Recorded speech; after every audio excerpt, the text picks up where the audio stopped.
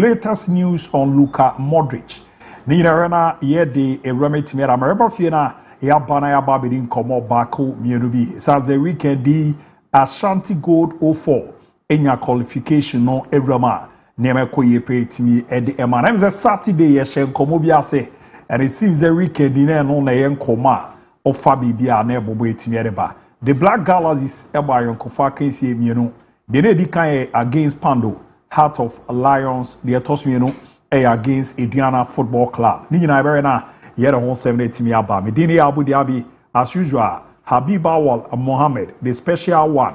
Ya na onamo amrante ne mba ne hu na omo frɛ ne prof. Na eze unzampa oye adwuma pa. Ere no so echi no mre bi atwam na opo bi a eba me ze yenye foreign presentation ogina no na so wa obunu patamu a ono na je erisi ne na so the special one for you man am wo minu Benjamin Akiokun Kweku Jemfi Eki Ricardo Vaz na Vaz nso no obi a uzampa oye adwuma pa se de dani de nyina ya me din komo no e kan wa sem de cho no na jezo obi a ojane na so ye papa na wohwe ne top na de ba be sit down na as $3 billion eno de ababa betra ha ene lutadia megina mama na me de wako amanone na ya hwesera amanone nkobo no esi etie ti wadwe nche no nya me pon Facebook kwa Fakye TV weja comment no ho ye be na ya kenka etimi edi ama ya WhatsApp line is 0207543637 0207543637 iroma Merena Makinkan Gentleman Dental Clinic and Afisono Gifted Icon Season 2 Millennium Constructions Oma Daroma Yenya Wonde Baba Betrase Ebuijumana Kama Pa Etimi Ede Amount Ni entra Yawon Koma Odrona di Ima Labi Efia Winki Enafiaki Ula Ewamsi Awa Neomo Ebuijuma Enafi Yawo Candyman Neze Neo Jinichira Was Erena Wakikanyama etimiere abum ni adia di wase no unja chezi boys ni show kakra ni ade ba de fa special bibi aboko de there's ade na ewe ni ade o de ma me na me na me ho kwekemra me kwa de ba pe me ramu amanone na afi amanone se no ato asori ama o ye ba sisi a this is sports.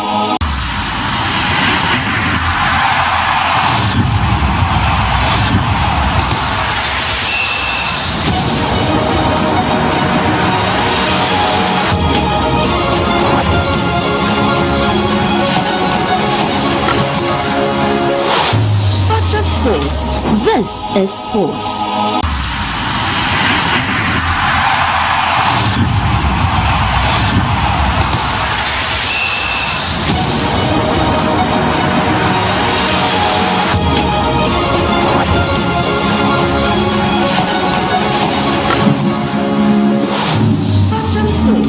This is sports. Alright, someone probably made a badge, Madi Kessia, no, so you're na ya pomodena ya to asona de remetimi ede amamo. Special they be aboko de. Okay, madam. Alhamdulillah. Alhamdulillah, we are fine. Weekend so na ye. Yeah. We are fine. Ko ye ka crack. Kwau? Abani. Onwo ye de. Oh, nyadom. Nezo looky sharp. Scanner ba. Aya na wuni ade ndada. Amen how. That minim dada na me never that one. Aya wuni dada jame how. Weekend ni bibia na minim phones na me no kasa e. Na me say aya wuni dada. Minim dada eno de oka. Da obehu de wu hu ya wo kan waze. Sa da no pa na me ni hwe. Okay. Sa have special one odi. And as they say ale tiara be bo bezi de bi nya hwe. Because ni hwe aya na ugina na so. Da me ni hwe no na hu say. Da me ni hwe no. Na o de e afa ho. Danger. What's so red pa? But every gani mu monitor te fidie no so de. Ebi mo se my local Black Stars no quota. Ebi mo se emfa we nko. Ba me de ma de se de ne se. Me se Ghana nsentwofo nyina. Se e company for a local league na. Aya yenjai se kofa player kwaku. Oboli go Europe ara ye de have 40 to 12 mo. Every Saturday bi ne half is the common na unia. Se na monitor from afar.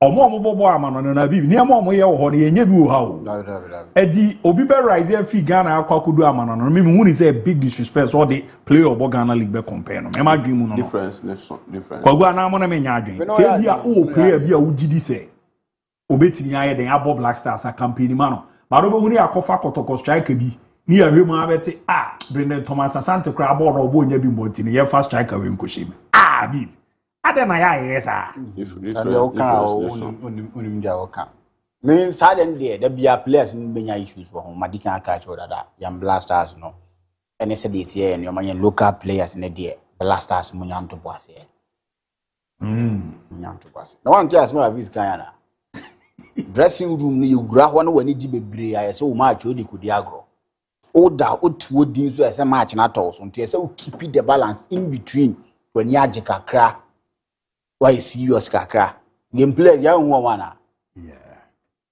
o de oni player be free I have some called dressing room and then I am ahead of matches etias mo be catch now you are not serious at all to be playing for your national team no I sometimes I'm finding so mood ya grow me sana na me hu no wow but it entails a lot and you better sir yes how you got you better sir so what I say say ye ye person ye league ni nkosoro ye ma ye league na ni mra nyam ye ma teams ni nya sika so wo can on that score I agree with you, I support 200%.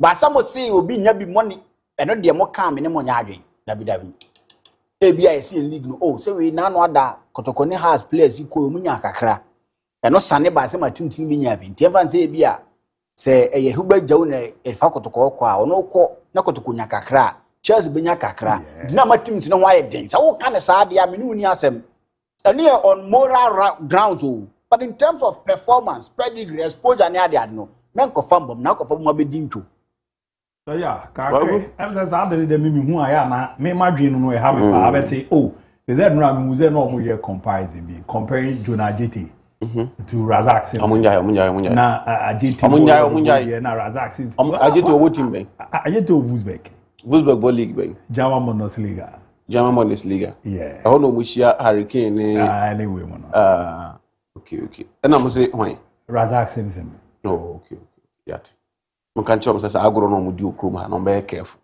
no but I be a hard dream pa Simpson is a good player yeah oni ball ne boy ade ye campaign am Razak Simpson a yen campaign man so o ya ade yen fa ne Black Stars but me mo bia me kan jesu oni ball bo say Jonah JT e wo den ball ne pass defending and adding o wan kan wi we can dey na interview alkoku be kasi ni e chance o omunjai kan on the o ya de on the eno afre me o mo be ha ne ko ye asa o ya so bi afa no brem so na wa ko se ti wa ma ko ye sometimes these are things that you need to do no do what you say that's why me hu ye me for quick say chairman so on the video ni me on the frame na me ko to me kwa ho adwuma e na nko ye ho adwuma anwumre no e na mu se communicate about bonte oh we are going to say oh yeah na so omuni mpa de and sa na tie de omuni mpa de ko so ba wunti oh wow no crow omuni mpa de ko so wontin tan so nim de ko so pa sa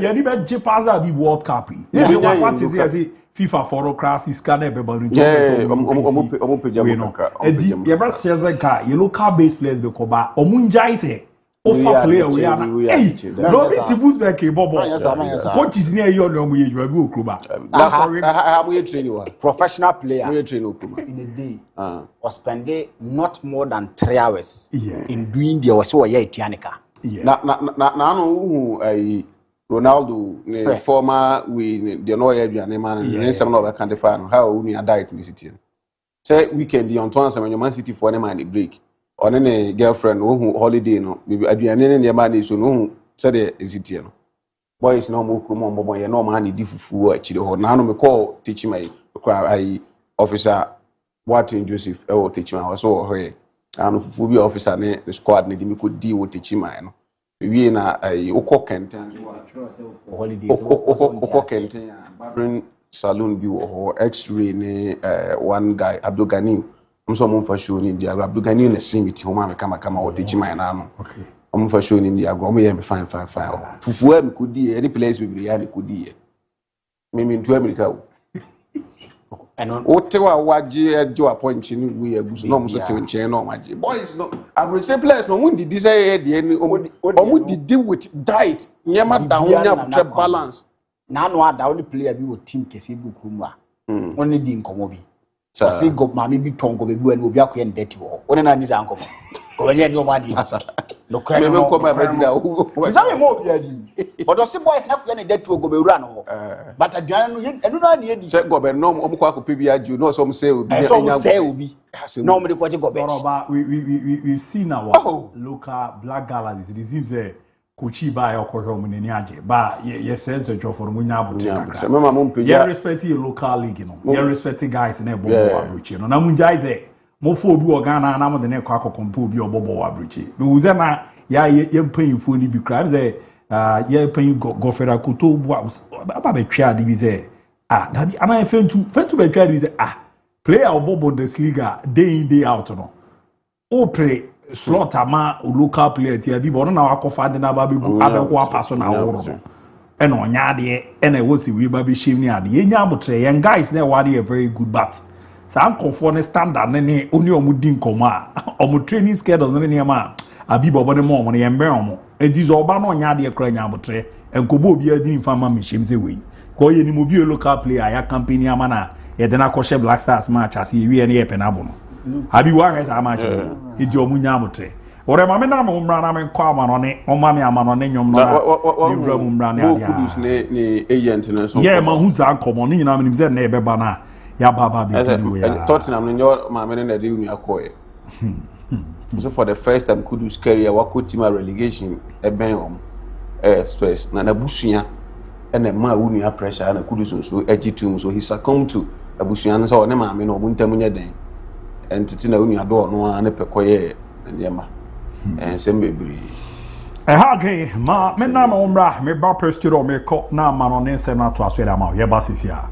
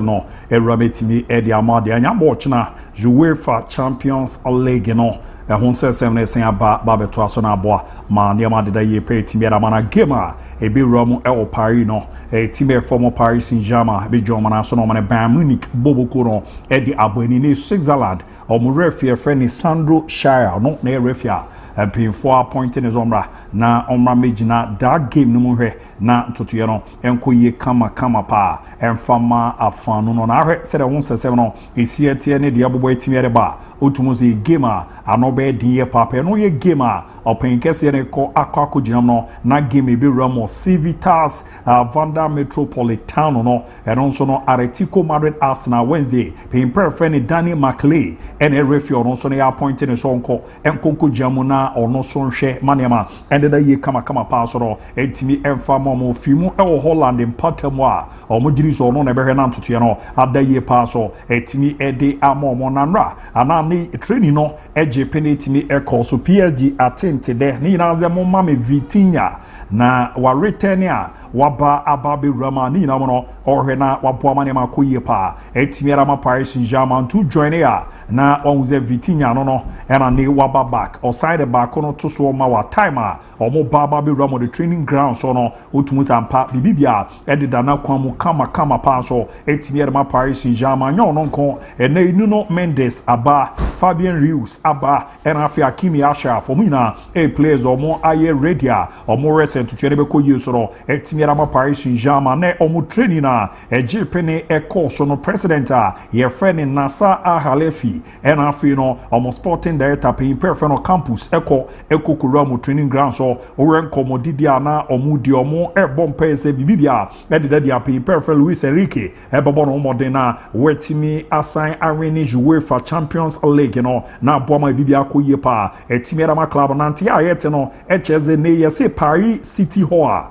ewom Paris patamo no pinfo ayen shese until say PSG bebo return encounter no ewie no the Paris Hall no the picture no to soma omozi omo ebo modern at the Scrutiny PSG omo Calais till so omo bebo return encounter na wie so omo call the grand finale a ebeto aso na yesa na mo no so omo ntimi ankwa nkurama yes a return encounter ni wie ansa no omo etimi take decision a ebeboa manema de da ye pa etimi era mo match no nkomo no ne pay friend Luis Enrique Lucho kokushan central for tie ne nkoma ozo omo aye ready for the game na the etiane se sero musi ye Liverpool sero musi ye kokoboti a Chelsea ne no a eno omo di ewram no city me form Paris Saint-Germain no oba be romo maso ye na hwe sero musi ye omo djuma na o de omo compare teams a odo na ogiri so omo eye team a se o show omo no enye simple sa se na Luis Enrique ebo omo di ne nkomo no. Bonjour, Philippe Sanfranche pour RTL.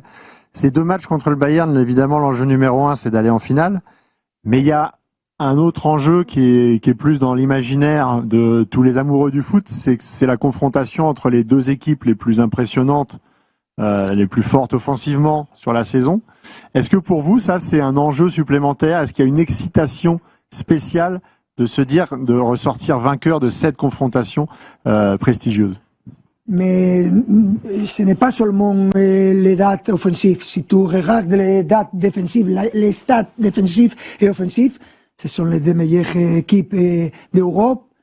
Peut-être Arsenal a fait incroyable cette saison, incroyable boulot, mais en termes de régularité, Bayern est un petit peu avant de nous parce qu'ils ont eu beaucoup de bons résultats, ils ont perdu seulement 2 matchs, mais si on parle en termes de ce qu'on montre en tant qu'équipe, nous sommes là-dessous. Il n'y a aucune équipe meilleure que nous. Et je l'ai dit, après ne pas qualifier dans la phase de ligue les 8 premiers matchs, je vous dis, je n'ai vu aucune équipe meilleure que nous. Et dans ce moment, je me répète, et je pense que on a beaucoup de respect pour les grandes équipes, comme on a eu avant, comme Liverpool, avec Liverpool et Chelsea, et aussi avec Bayern de Munich. Beaucoup de joueurs de très haut niveau, un entraîneur qui savent prendre les meilleurs sur les individualités pour former une vraie équipe, et je pense que c'est une demi-finale apassionnante. Bonjour, Philippe Sanfranche pour RTL. Ces deux matchs contre le Bayern, évidemment l'enjeu numéro 1 c'est d'aller en finale. Mais il y a un autre enjeu qui est plus dans l'imaginaire de tous les amoureux du foot, c'est la confrontation entre les deux équipes les plus impressionnantes, les plus fortes offensivement sur la saison. Est-ce que pour vous, ça c'est un enjeu supplémentaire? Est-ce qu'il y a une excitation spéciale de se dire, de ressortir vainqueur de cette confrontation prestigieuse? Alright, bon modena yetimi asa to aso kama peri amante no koma pe perfect Luis Enrique Lucho bo modieri tu jeboa ma ne makoye per ma ne pressa no oko enyo no nko a Kivicha Kvaratskhelia also kokuramu ti ono so ne nkoma obo modi etimeri to the of the game asi and also cheche ni semuche. No, I mean it's very difficult. We know that he's one of the best goalkeepers in the world. He's the legend. Yeah, I mean we don't know how power you have to shoot to score against Neuer. But I think last time in World Cup we scored 2 goals against him, and we have to try to repeat that. And we know that he's capable of everything he can do. He's playing with the leg amazing. So yeah, I mean, we will try to score the goal, and we are not training because of Neuer to how we can shoot. Antia lawyer command, you know, Abrantia, your friend Kivicha, Kratkelia, a pomodieri to Jamano, and they all born a baswebois, man, Yamadida in pay Timerbat, every appears Yanko, Elko by Munich, or final training session, and a Japanese team course to Muzampa, na a no Edianina, na a Bohman Yamadida Yepa, a Timmy Edema team non to join live on Fakye TV, who's a no Nedaswa, a Bohman to Tieron, a Koye Timmy moment after all more a training here. Ewo Sabana Straza na omufiwa omuri omini kokochie mo airport no oma Michael Olisa umuze time oba babedu oko akọ flight no na enya de keto akra atumuzu onu bia so kama pa ogirizi no hwe na niama te da ye pa etimi area ma Bayern Munich boboko no na tutu na da ye pa soro etimi area ma monti no Olise no era ne uzampa odu the airport enya ono nko ase Gnabry once we prana we prano still oba be joining squad na always on your more ebe na boa man ya madeda ye pre team era montima training na so na nkofo enjoy final training here squad any buy a day ba be ramo Paris senete keepers na no ya and Fils Van Onrich and your goalkeeper friend Jonas Obek oba be other players na Dayo Pamecano Kim Min-jae and Jonathan Tah Joshua Kemi Leon Goretzka Harry Kane Jamal Musiala Nicolas Jackson Luis Diaz Michael Olise Alphonso Davies and our your Aito Conrad Lima and our Fisono Urwani HMA our clear friend Offley Pavlich Pa na Fisono your Stanisic and our Krana your friend Pavlovich no more players and Vison company di omoba ababe ramuna omo arrest niema ebe de ye pa etimi era ma ban boboko na ntoto akoyi kama so no etimi edi amoma na munkomo no ene ahuze ni opin friend Diomansi Kamara abomodin a ono na agent Edema Nicolas Jackson or komobia baba baze ni nyina ze na no na baba betodwa cheze Jackson said ne Bayern for no ebomodin extending the deal na ze buye keeping no ya dia club na decided so mo nyena rema say no dia baba betodwa Nicolas Jackson is having an excellent season 28 matches played 10 goals African champion, German champion, and also qualified for the cup final. Bayern Munich did not want to activate the buy option, and Nico remained 100% focused on the Champions League semi-final against PSG. A very important moment for him and for the club. Bayern is a very big institution. The most important thing is to win as many trophies as possible by the end of the season. The future, who can predict it? Trust the process. Everything is possible. The Enya confirms that Nicolas Jackson no ba eba bebo no Bayern no ekwede pe mo extend there no can be ana Diomansi Kamara de ababa betu jache for now. The player ni focus na wahwe so bebo mo de win trophies outdo na abohamane ma da ye pass ro etimera ma club ye form Bayern Munich yakwa anim no UEFA Champions League semi-final teams na ewromo no omo market value no hema from the transfer market no yezitima oyo value na wo so ye papa Arsenal bobuko no o check here yezo kika squad ne buma 1.23 billion euros and on few PSG aba 1.21 billion euros Bayern Edi wo mo de no enso ye 970 million euros and Atletico Madrid toso na ya 587 million euros no ye aba be rama ye don wonsem no down won aboa na tutuera koye pa etimi era Atletico Madrid game o mane Arsenal de bebo ani nyambo Wednesday out of the game no na Julian Alvarez akwa kushia and central fan komodidiem no na ba ku bisa ne zo o mati se ni nua panyi pedan wo Barcelona mpatamu ye kini to so beba ababe ye dwumere amabasa na sa nkomo no ono as a player no watibia na no zio watete ti sa nkomo ni bi na okam obi ate se for now ne focus no Atletico Madrid edu baby a rumor ne beba barase player no o concentrate aneboa ma ne makoye pede mount no enkoman ne Atletico Madrid o striker no aba bontiri aba betudwa yero nkomo no eramu so no etimi edi amana eda so a ejamu edi nkomo no yeze niema deda dia na otwimu na Rafinha ebeba back to one Gampa Ciutat Esportiva ene Barcelona bobo na ba betrini yezi weekend Barca game on bebo against Osasuna no likely so be ready so ba aba bebo manema de ye pa etimi era ma club no Barca wa bi no omani abre sama no yeso omo eromo Dortmund na so e German ni akwada na ye friend Julian Brandt no ye peneze ni omra na oma meromo emeye dwuma fama Barca omo di se sama no omo pushi a Dortmund for no ebeton so omra ema meye dwuma ntimi fama Madrid aso ye no ede Militao emza no pano me break here the man say wasako akwa nyipra per report no ejeze pra na wonya ni to World Cup no ontimi enko biewe a Madrid for na confirm so beko akwa hu specialist bi e wo Finland impatable omo ana be gina so asambo mo de ni surgery no after surgery no omo target is a 5 solid months in okọ akwa kotrafia ontimi mama me yedwuma entimi emfa ma club no ye de aba betuja na Real Madrid TV asan kan mo kwagu mama videos no almost omjiri said this season La Liga na ahwe agu ni nyina referees na mbo omo ezanze referees no sero mo sisi siro mo ene ne mo de awram no omo aboa mo di na omo 16 solid points edura na eze Madrid against teams no omjiri se mfonso bia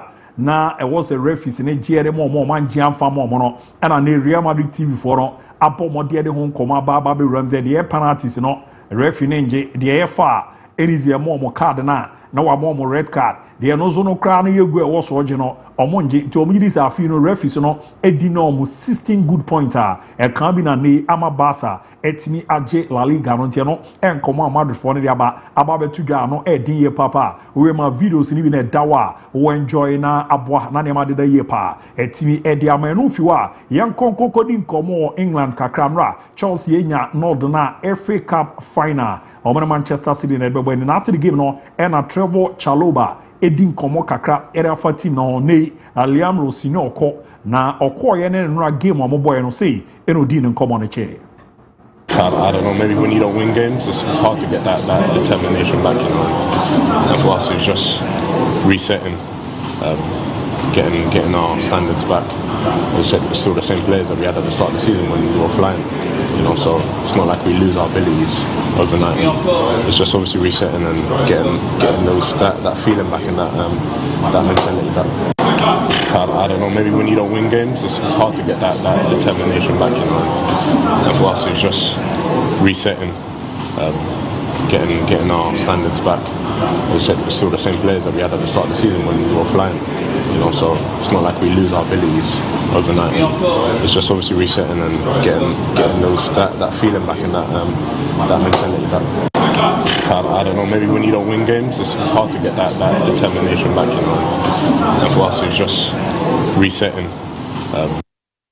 Anti anoye komani no Trevor Chalobah apomode eri atuga e won se ye di ramo etimi eri ama still Chelsea guso so mo benya permanent manager next season on be baba be ejuma enya me tie ze nei Andoni Areola no bo ejuma etimi edi ema AFC Bournemouth uze season end dia odini ejuma na to a okona wakwa koto aso bo ifofro tiere cheze eri omo si na nan mu no ne agent ne ade no Chelsea for asha si omo ne omo edidi di nkomo se peyimpa namra ema me yomo dwuma na yese nya nonko Fulham omo coach na Fred Marco Silva omo diri zo no nso yobi a wache ewo EPL no mu ye papa edi onimedwuma na ni so edi za akonya no nso ba na kwan da ho a omo se Fulham omo coach ne beba na waba be roma boa mane ma koye peri amomo no after the Chelsea free ewo Wembley omo ekọ akọ ramu ewo mo ankasa omo baby a na after game na wo so omo kono ene hu ze Liverpool fan ba ko didede sa ero ni di Enzo Fernandez echi na tiri oka ereche no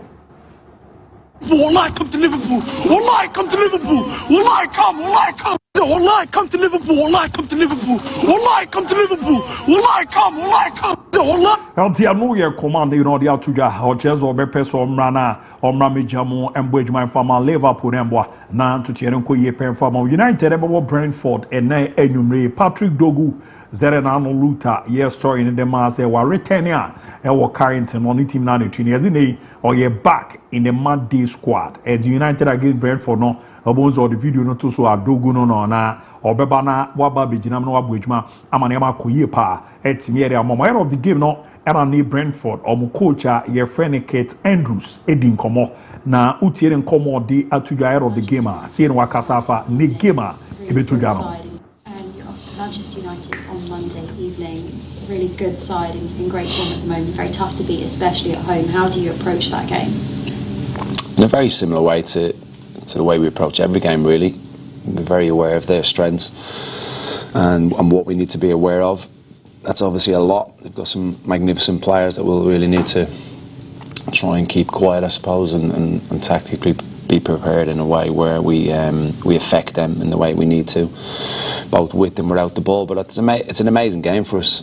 I think, you know, we've said this to the players, that towards the end of the season, the games that we've got 3 brilliant away games against United, City and Liverpool, and then we've got 2 London derbies against Palace and West Ham. So it's set up brilliantly for us. We've put ourselves into a good position. But we're not content where we are. We command the Urwani HMP perfect Kate Andrew Sojamo etimi edema Bobo Kwai former Brentford as a coach no and was a difficult game but ni omberena omo abo ejuma abwa ma nema koye pere amomo Arsenal ne Galatasaray metetete there's the non per se o my young kufano mo eshimu kena edi komodi bia odo na etimi akoso mo ehweso mo ne omo ebetimi enya collaboration bi na abwa na nema koye pa Eriama Boboko no Amieno Mohamed Salah. Yes, in few days, you know, Liverpool for everyone they are releasing a video. And all the one each Egypt in Pato, ma confirm a video. Odibedinkra.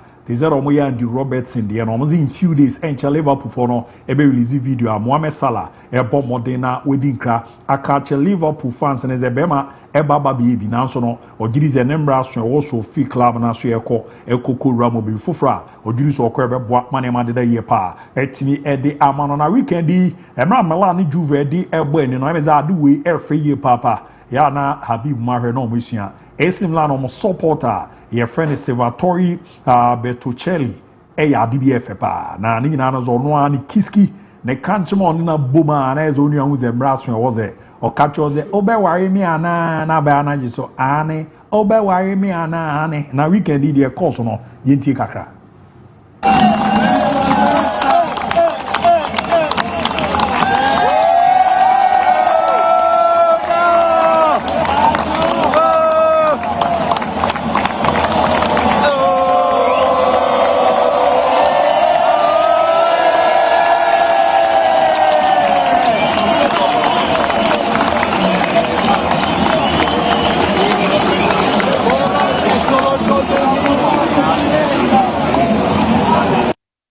Eldia no ye de ko kukurama tumuzampa no edempanti Milan fana ye friend Salvatore Bertuccelli na uzampa ni oni ni kiski ne kanchema na jezo kache ne zo be wa mi ana na ba no so ji na didi no ye re so ano edempa Milan game no Manuel Locatelli ene Luka Modric ko crash ye na be say or the video no eto so edemawa otumuzade na no ya pa di after the game no. And I was like, can I hear this? Modric didn't come up and a national Branton FN Locatelli ko eko kokopane. Chonya picture no the tuswa. Uzere incidental na anwe dempa. Luka Rue and on Manuel Locatelli eko kokoshie. Penvozi we ya omoko ko examine Modric no. There's any cheekbone no ene bibi ofuma. Eti afuma se no season we on bobo biem emfama Milan bobo kono enti eno crutches obeko akwa surgery iti bi mo kikaka zanra the World Cup no ze Luka beko bi no ebe den kakra na nso ni nyina mo ye twen say after the surgery no emu nkomo ne serensem no be si etie no ebe ramu na aboa mane ma deda din so etini era ma World Cup oba egusu yi players fi Inter Milan no maso ye no Hakan Çalhanoğlu yezi ono so ne nan benkum no wenye pra ewo ho na prana wenya no nante ya yetene chese ono so no ne season no aba na wieti for now the Turkish Football Federation no eno mani abre kakra ni na zo ma hwe ya omo star midfielder no etimi mama megina mu ne World Cup no entimi embo adwuma emfa emom ntie no so ye nkoma aba betu ya eterncy am paying for a confirm say season 2026-2027 no the plans na guna kwam na say netie yezo omo transfer window no bibi bia de dia ebebie June 29th where summer de no na akwako wi 1st September na second window na winter no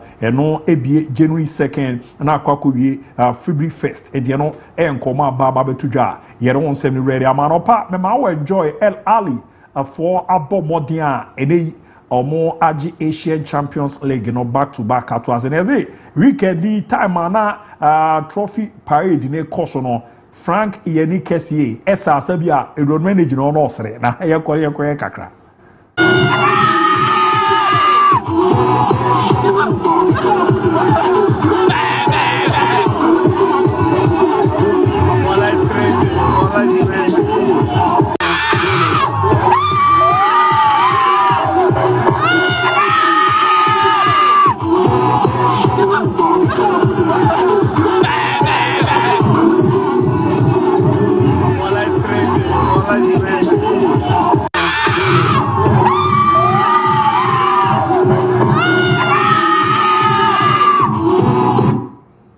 Until no year command the Japanese course where we do odd Mendoza, hey, Akuya side the Otumuzampa, Bibu Masani Bipana, or the Ababa Bejarina say back to back, or money Asian champions are the Asian Champions League, you know, or Masaji or Jeddah weekend, yeah, na ano dear Bohamane Makoye Permon, na World Cup, no, any entity is MP for Chese, or Montransi analyze Niamano, every 48 countries, Abeko, Akuramo, US, Canada, Mexico, no. Omozo omujiri so omuwie no na sika omunya no ya around $11 billion. The azin for enche ombekwa transe na omahwese participation fee na yeze enam around $10 million no and afi oji abe $50 million bekwa de ama no omere so betimi di bia kan wan yeze zan komodidie no ya ade betimi erama yere ho nsem no eram kama pa so no etimi ede amamo asedara nko emfama Gentleman Dental Clinic na yede asimadu mene doc ebedi nkomo waboa na oseno wetimi acho kwan abefa so a obebo ho ban na wegya na so amane makoye pere amaya kase ono nko a ene bibi a wosen wo hawa akọ a usika asem nya kra obebo na waye de ama utwia kakra to a oye de ma ade aka no wakọ akoye adwuma na wetwia ne kakra akra na aboa mane makoye Gentleman Dental Clinic onko a ena abebo modern etimi enya sa akonya no na yahwe na ntoto na akoye pe etimi ede ama o ze ne okọ examination and consultation course o kaka wo anu mana dodo musen no ha wo ho ebere ne aboa o sena pagya akra ama na mana nkofo eso ye bebo braces medicated one a ebo ama oseno etimi asaso peso si no good and silver ye ready abo 0559 139582 0559 139582 and afi 0549 906358 0549 906358 Rona yamwa na niamandeda ye per fama odo wadi chemo kumasi a Abreport Junction Total Energy Filling Station no echuope ubenyo mo a ko ne yamboa Gifted Icon Season 2 me pacho wo fie na wo hwemi ana utie mi na yobi a eba na nwom to wo nimdie pa ewo ho no ma entra fie e ma na mbobo ho e wo so hwe na oboa ma niamandeda ye pa etimi ede ma na onso no oba be showcase talent no de ma na ye denie enuano media na ye aba be boazi ya de bia no ya de aya na eye gam tezo mo kan ejina mu pa made in edition no mo mba be ye no ya boa ma na anwontofo no level mo adu no ano edi bi odi kan ni nya ka mo no chiao ye discuss and piece so boa no ma na recording nyoma odo na de otoso wie no aye first run up no yo no so no ye shemu kina ma na na bibi one nam no ano edi na afi the second run up no so no de otoso miensa no ye ya de fe ma no pa ndi no ze utie bi na ni nto a entra on to nyumu ngu baby girls asu mo mo na uye baby girls we ntonyo mfa njeje o baby boy no tata manenda brana be peke forms no Fakye TV okumase bantama obsi bantama presby no hona unsa betimi akaye na aboa mane amadeda ye pa etimi ere amanche mu bi so na wechichi anamba no 0550 77 2113 0550 77 2113 niamboa na niamanko ye penfa ma Millennium Constructions omaba area ma ye young guys no titru youth no ze wo amanone na ohwemi wi ya wa yenhia nyanze Millennium Adaroma odada wo amanone na peze ne unya asase yantam asase no oye japade esi suse fie na peso si bibi na peso ya or de contact Millennium Construction the tiane ze o medjuma no ya de a efe papa o mo system no 15 to 20 solid years a o mo obi a enya asemoda na de mo mo down so nie oni o mo di nkomo a ye wa asase bia o peso to se wo krum e wo he o contact o mo beboa ama wanya bi eno so echi no o betimi asan aboa ahwe esi ne kama peri amazanza dance woni ama bia o mo e obi na ejuma dia o mo so edi no fie na edada peso renovate a Millennium Constructions be na ya boa na yetimi edi ujuma kama peri timi ere ama o mo e wo Kumase oro wani chie mo bo she na Yas Junction a horansa betimi aka o mo se ne o amanone na o peso ni o mo kasa na ye boa wa number na 0244 274084 na only Millennium Constructions in paying for edin komona ya hwene aboa na onso die so no etimi abamudie ya pa and is all young guy young girl wesi so na bezo be tia scanon kakran enfie mienu a wanye scan kese bi a wode be ye wade no na de akwa kutwi adanka ya na eha adwen ya na ebu ye young guys no abam ewa abrabom ba Millennium zebra ketewese ketue bi enso a kakra bi abebo modin de to ase no ombe ni aboa na nso no wanya asase a obebo modin na wetimi edi aye bibia obezo munkro na akra gina mu endi hudwuma emfama wa ombe gina na ye di hudwuma na aboa mantoto na akoyie peri amomonti fa obomo ene omon kasa ne emboa na nema ende da yesu emfa emma ma menko na mehwe messages kakra ba on Facebook. Makere I chose a name on your WhatsApp line is 0207543637 0207543637. On Facebook, my name is Pedro Madini Cruz. I was update from Chelsea and Kotoko camp. Hashtag Fakye Sports Show is live from Indianapolis, Kumasi Town, so Kesben Junction, the main location. And a Starboy watching the show live and clear at our main airport. Champion ABOU, MON-FRI, Anane Konsukojo Krum. Watch you live inside Konsukojo Krum. Congratulations to Arsenal for beating Newcastle United. The Gunners, Ian Konkwa. Greetings to Boss inside KK. Kelvin Frimpong. Good afternoon, Mr. ABOU and the crew. Love your show. MON-FRI. Update on Manchester United. Kwaku did that. Watching the show live from Doma West and Krankwanta. More update on Man United. Akrokre Junior Tero. Watch you live from Akrokre, from Junior Tero. Shatter the whole Ghana Akrokre. Say, Chocho ABOU, why is it that we don't invite quality players for the Black Stars when it comes to friendly matches? Basing on local players to play Black Stars matches has accounted to our poor performance on the FIFA ranking. Think about it. Greetings to all Kumau apostolic teachers. And I'm the golden boy. Good afternoon, boss. And I'm also Filippo Kwabri Kasim. ABOU, Glory Man United. We are winning to 9 games respectively. And greetings to my daughter, Frimpong Manson Felix, and my mother, Timeri of Geneso. Hashtag Fakye Sport. Sakapino. And I'm watching live from Enchi for ABOU. I love you sports too much. Yedasi Benji and Francis Ewa watching live on MON-FRI. And greetings to MC Acheman Wabieja Sal. Honorable Wisdom Mosebo Amako Kerosene. Watching live from Akoko Amon. Real Madrid should forget winning the league. Hi to my wife Dora and Afi Emil Smith. 5 emojis on the Baby Rana Glory Man United no Eramo Collins Dochi. Good afternoon no Baby Ramu high boy ma niamako ye pa etimi edi ema ma the other ones no Arimati Calm Kid. Also good afternoon.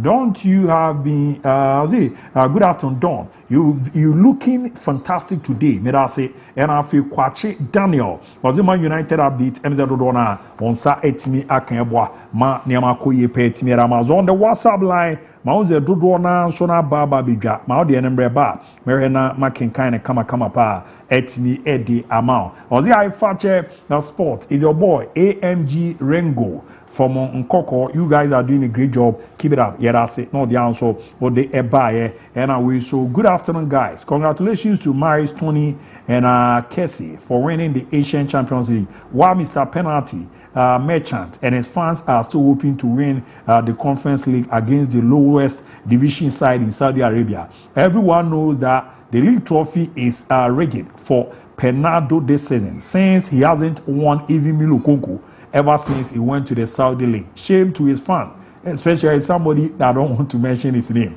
Abna Sandy inside Sunyani no deba Ebi Ramu. Good afternoon, Abu. Liam Rosino was not all the problem Chelsea were having. Truth be told, they lack quality and kasa per what I watched yesterday. Chemical from Sankore. Need you no so eba be ram eboa ma niama koyi kama pa etimi ede ema oni adia. And all the difference between this image abeg amasamoa inside chronom asamwanzo ede image bia ba as Alexandro Lopez kita eni Dominic Cavett tinwimu a yasan nya foforo na yezo ono kro na no Dominic Cavett weni kita eni makukure ya timu na odeba Ebabi Rum Ewahanom. Good afternoon. Your sports is fantastic. Update on Barcelona. I'm cash out from Banda Double Hono di Fiereba Ebabi Rum Ewahanom Kama Pa. And I will so good afternoon, Abu. Monday's edition of the Fat Chess Sport is loud and clear at Mabai. The past is a place of reference and not a place of residence. The past is a place of learning, not a place of living. So don't let your past failure ruin your future goals. Learn from your past and move on. It's your life. It's your boy, Ayamati, the son of Rafinha and Odeba Babi Rama. Good afternoon, Fakye Sport. And Abdullahi Adamu Dalad from Nigeria. Ajokuta Goke State. Garegu. Abu, please use English language, small, not Ghana all the time. So I can be enjoying the program. Yebeye di ama wa unia na abu ama nema kuyi kama pet mi di amount di 0207543637. Mama na mo quick me ba pe ma bedwa fo na ba na ya shase didi nkoma odo na na aboa ama nema kuyi pe amount yeba ya pe yeba beto so ama yeba sisia.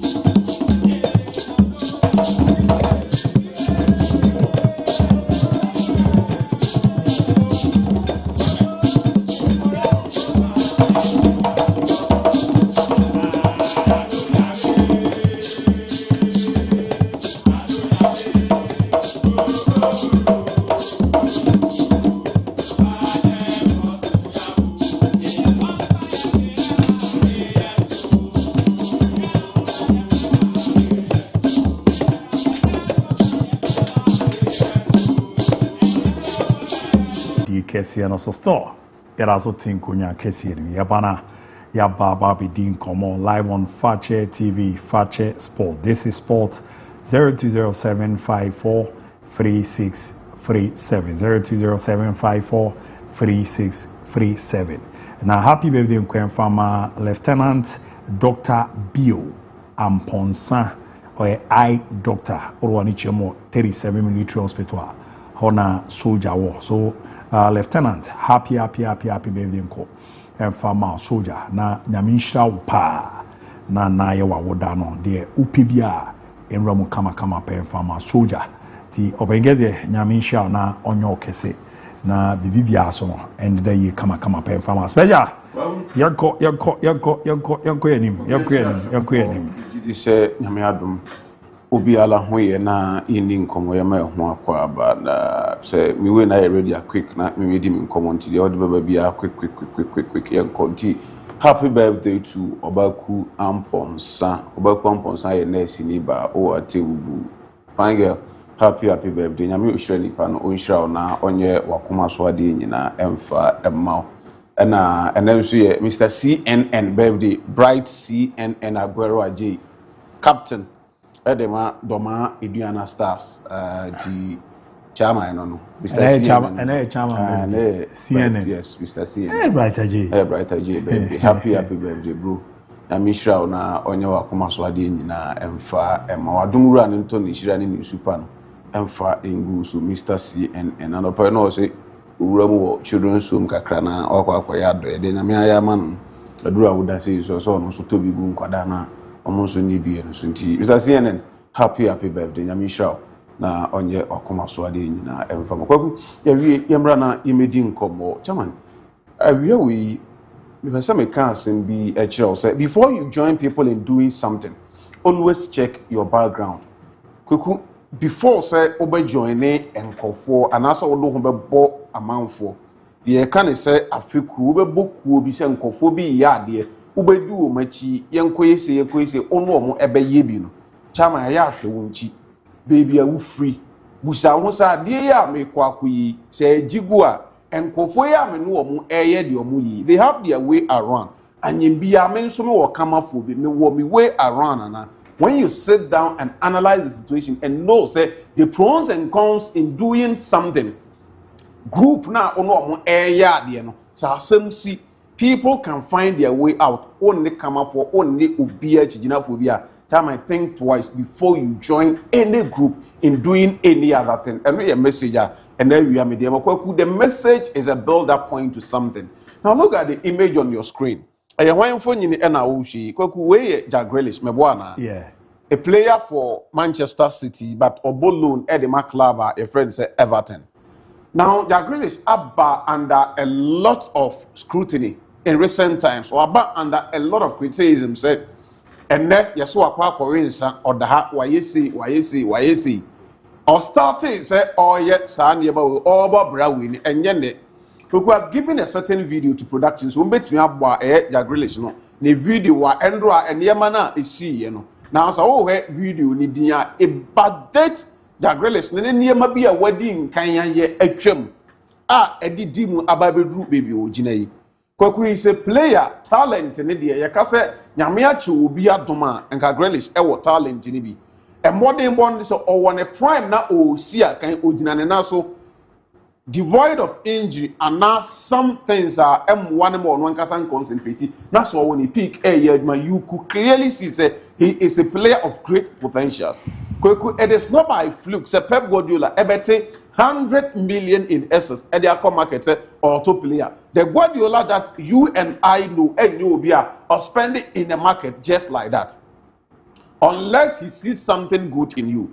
Unless who say potentials na was ra and the mapabu ma obetimi offer ediama or no and nitima okochi and unti no beka that amount of money edia kwakofa Grealish edenaba now so oh hemfu nyini bibia adruya way a Grealish way back no sha Aston Villa days and waboa na other street so ofri onya akonya epeja ya edibewura mo Manchester City no when City won the Premier League and then the Champions League after party and Man City no Jack Grealish nko an body omoji you as a matter of fact in the final game Players omudi Man City ewupa na nka omo nye bo omo wini match Jack Grealish ka ho. He was among Nkofua almost squander goal scoring opportunities in the game. But the Real City eventually won the Champions League. The one who partied the most was Jack Grealish.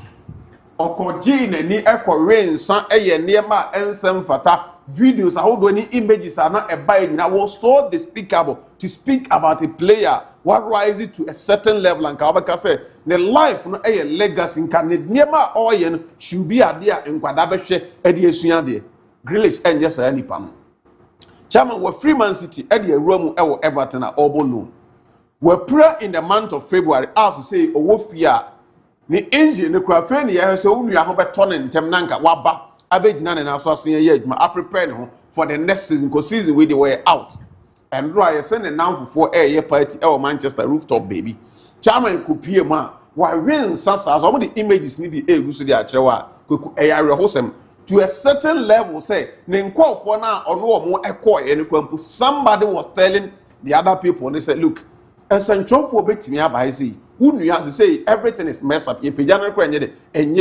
find a way to protect him. Unfortunately, and the son for Omo cameras ahead, Ekonya Unuya Edinaba. Chama the Entia, the Kofa, Semna say, answer na wodo Humba to Tonkophobia, Mama, you've been doing when Chini baby are free. Way upon Yama, why ye anyhow said Oyens and Biam, Ultima Bro at that street, so not cameras is in the Sonia, the still Tim Ben Obama. Obama Man City alone need to Everton.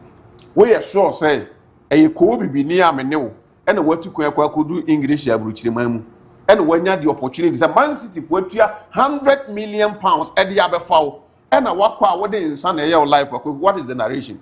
But I've been away there crying who ha crown yet in Kroma. We don't see a team here no bisa. OPM few.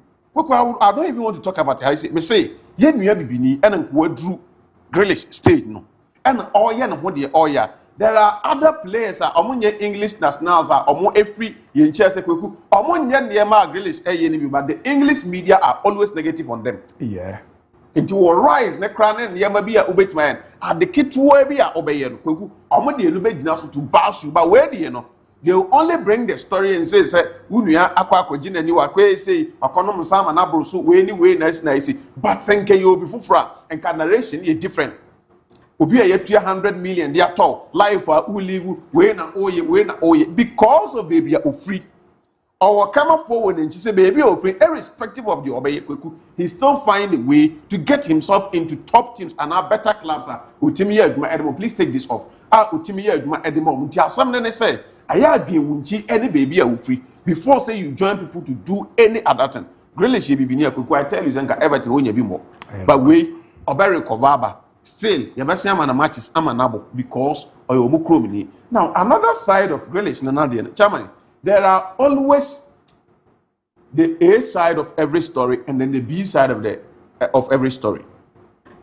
Could it be say the boy battle depression or battle with an idea? A bit more possible. Because when you look at the potentials of Ekuta Grealish.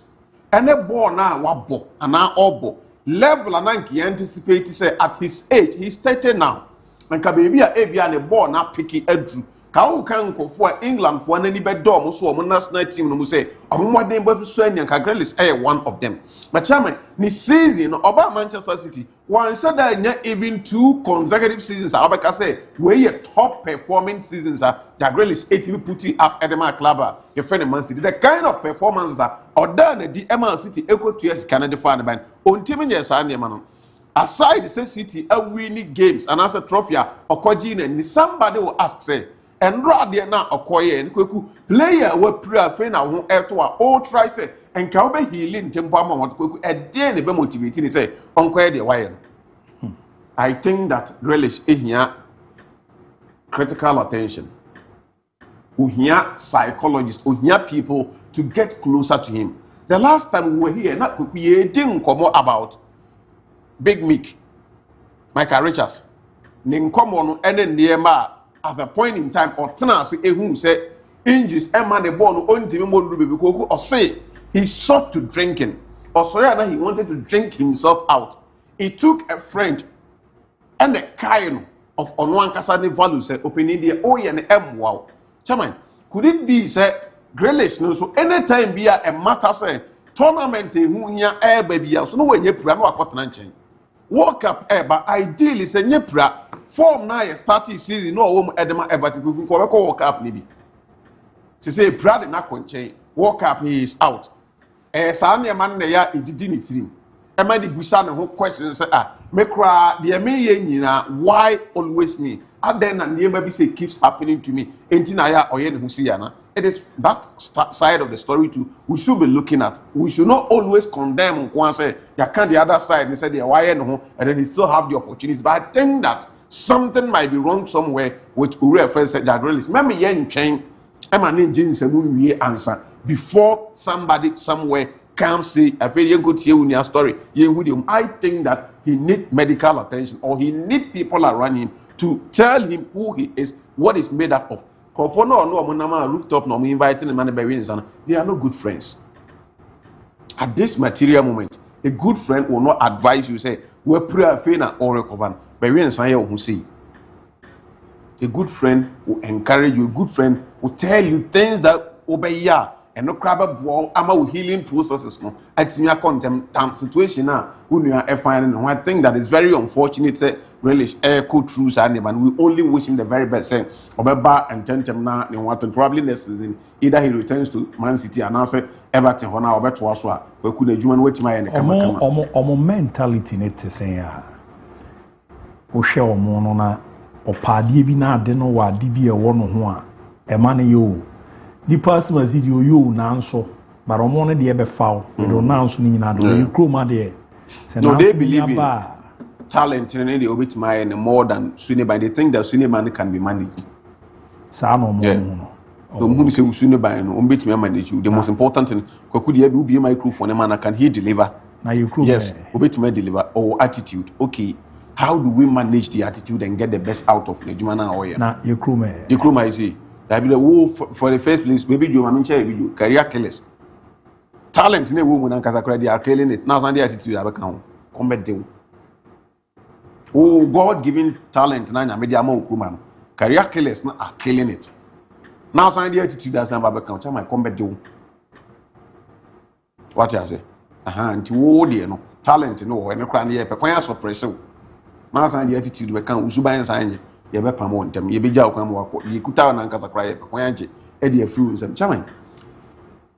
Life wo sometimes just like relation komo ya ni edi. If you are not strong-minded person na or circle no enye too powerful a ebetimi aboawa there are things that happens to you a ebetimi hit you to that part one you careful coming back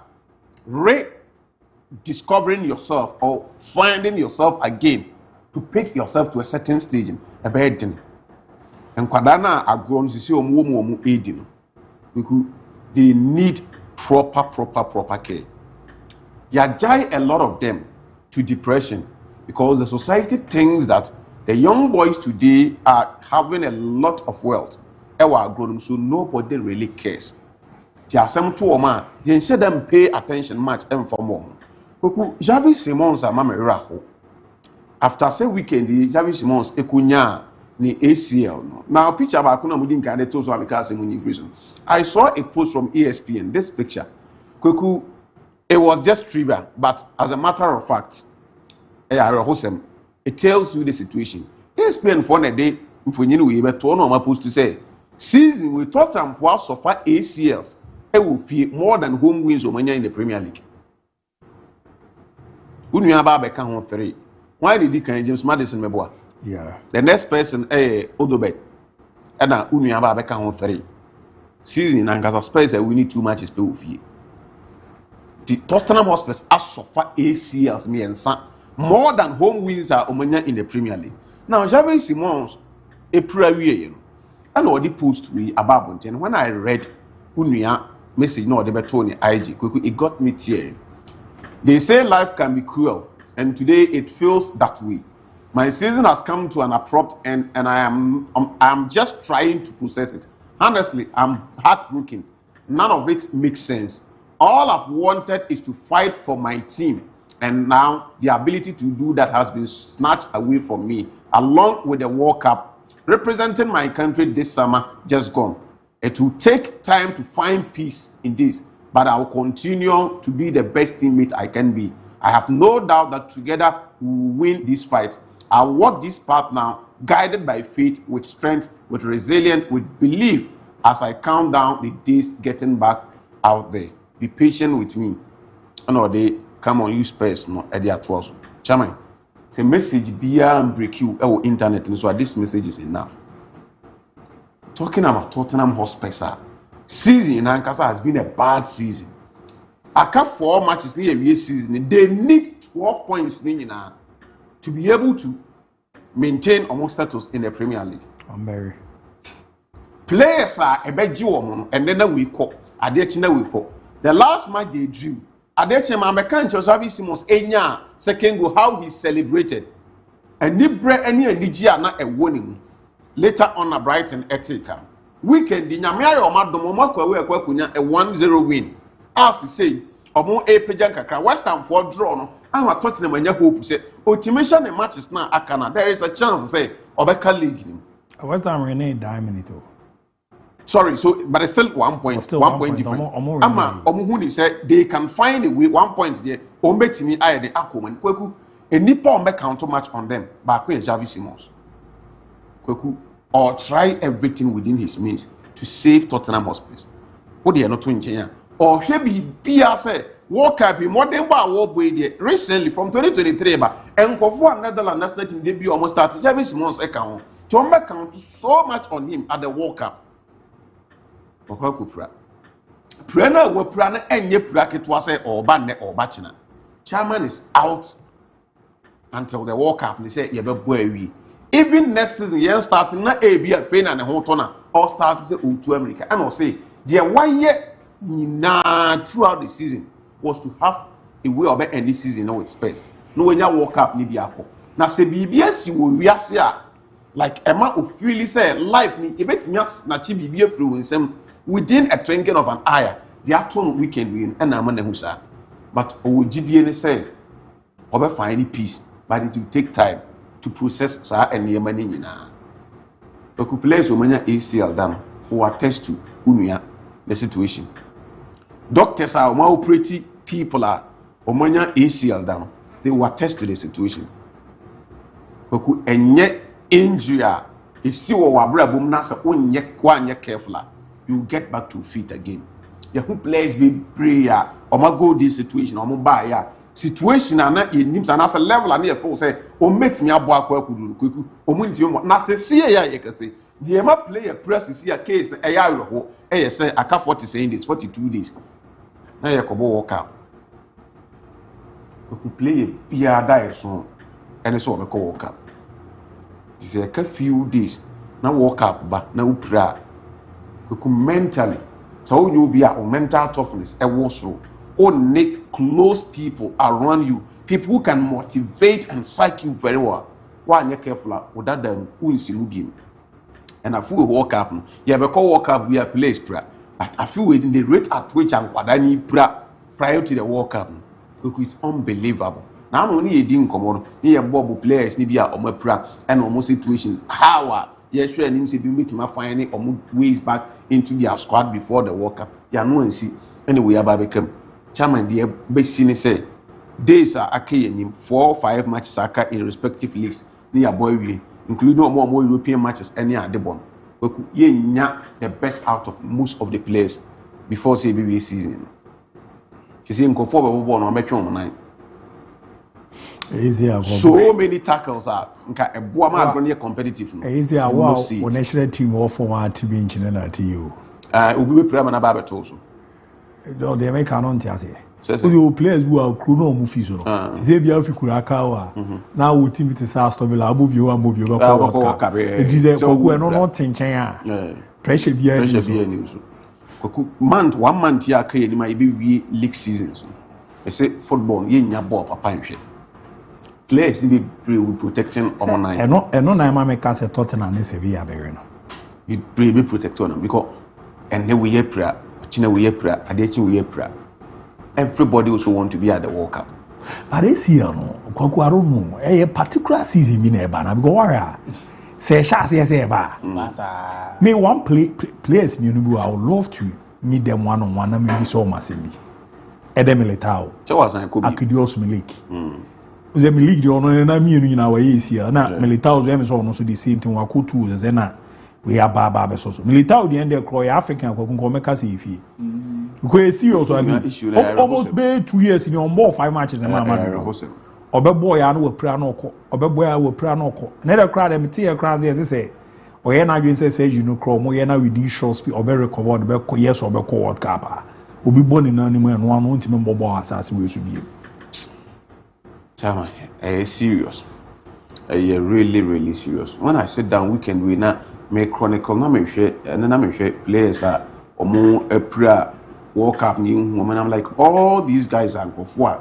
Nanke be expect so much from them. When I look at the list, can see Adam Militao as it stands now, the probability of walk up now, baby, 5 months. You look at Modric, the ABOU, Rodrigo, out.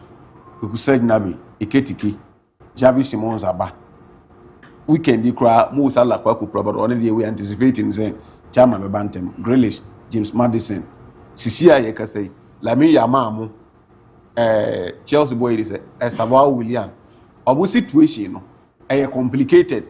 Doctors need to say, on the Babon, definite way. Kylian Mbappe.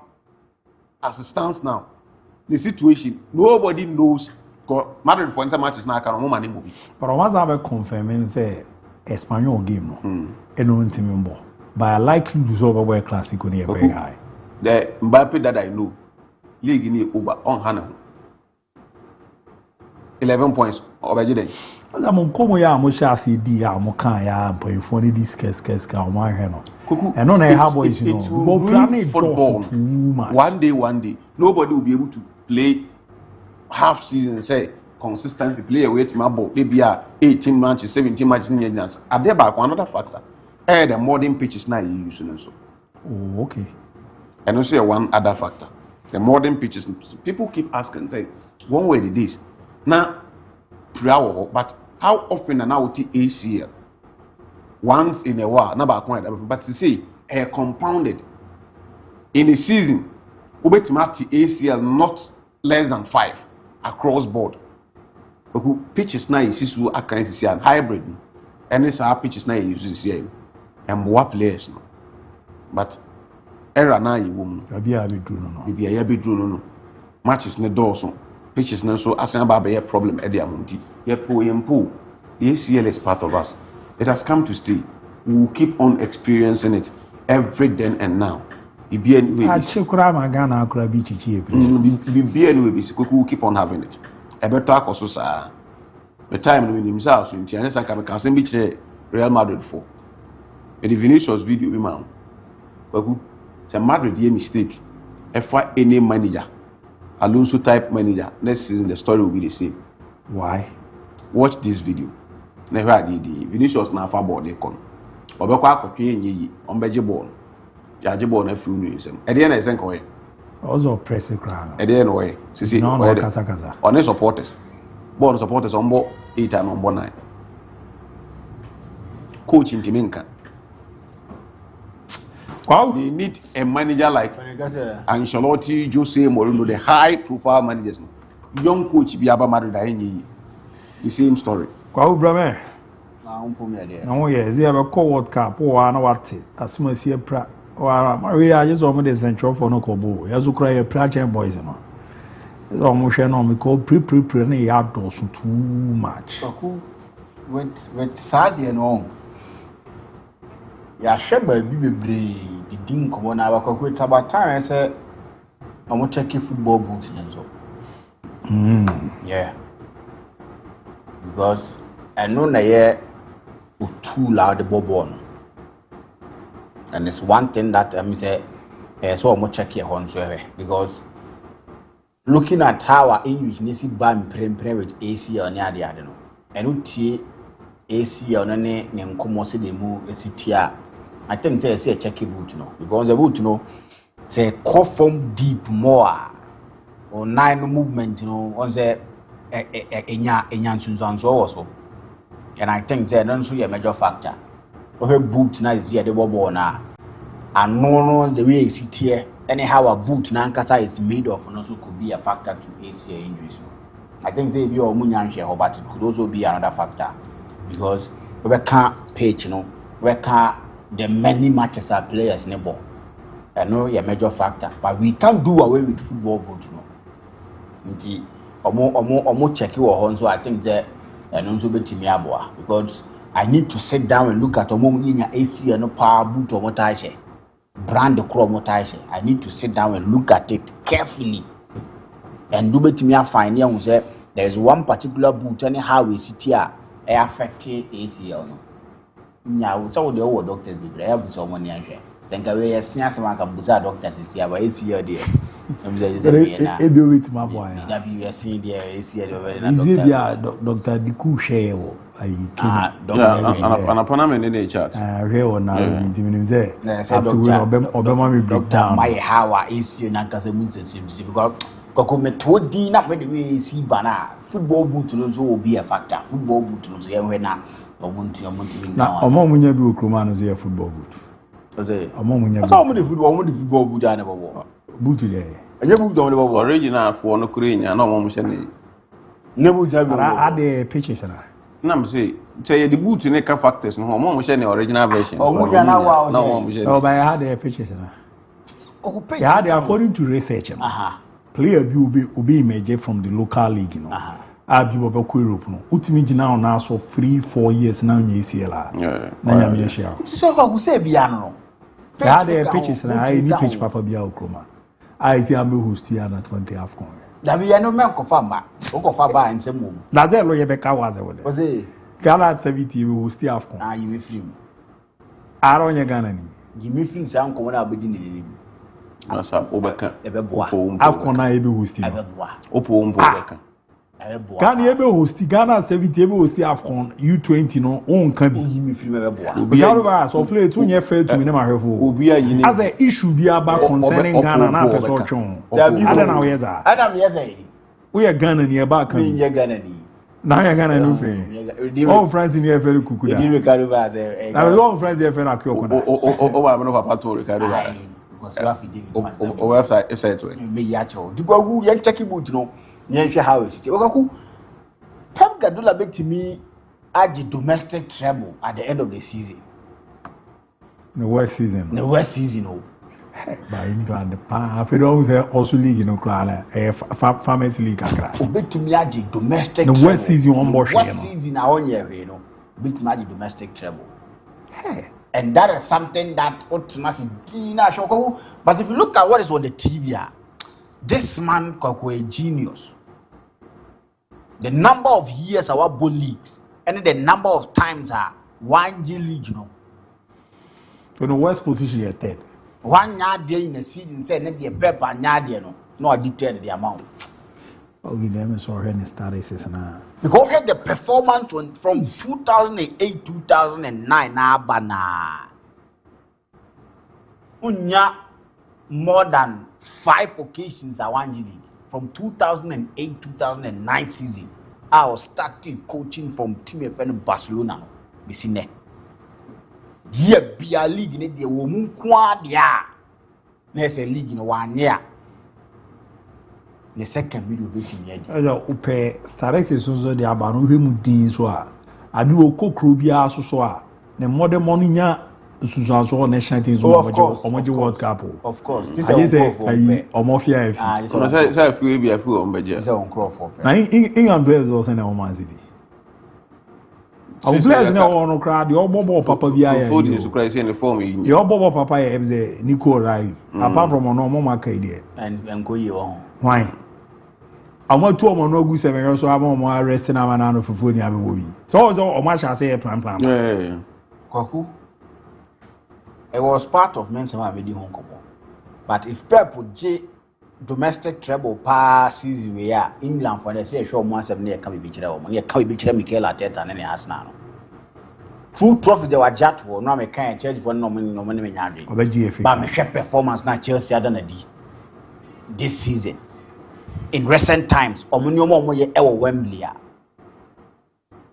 Ometimi as Sanyoma on that very day, which is May 16th or so. Ometimi as Sanyoma on that very day.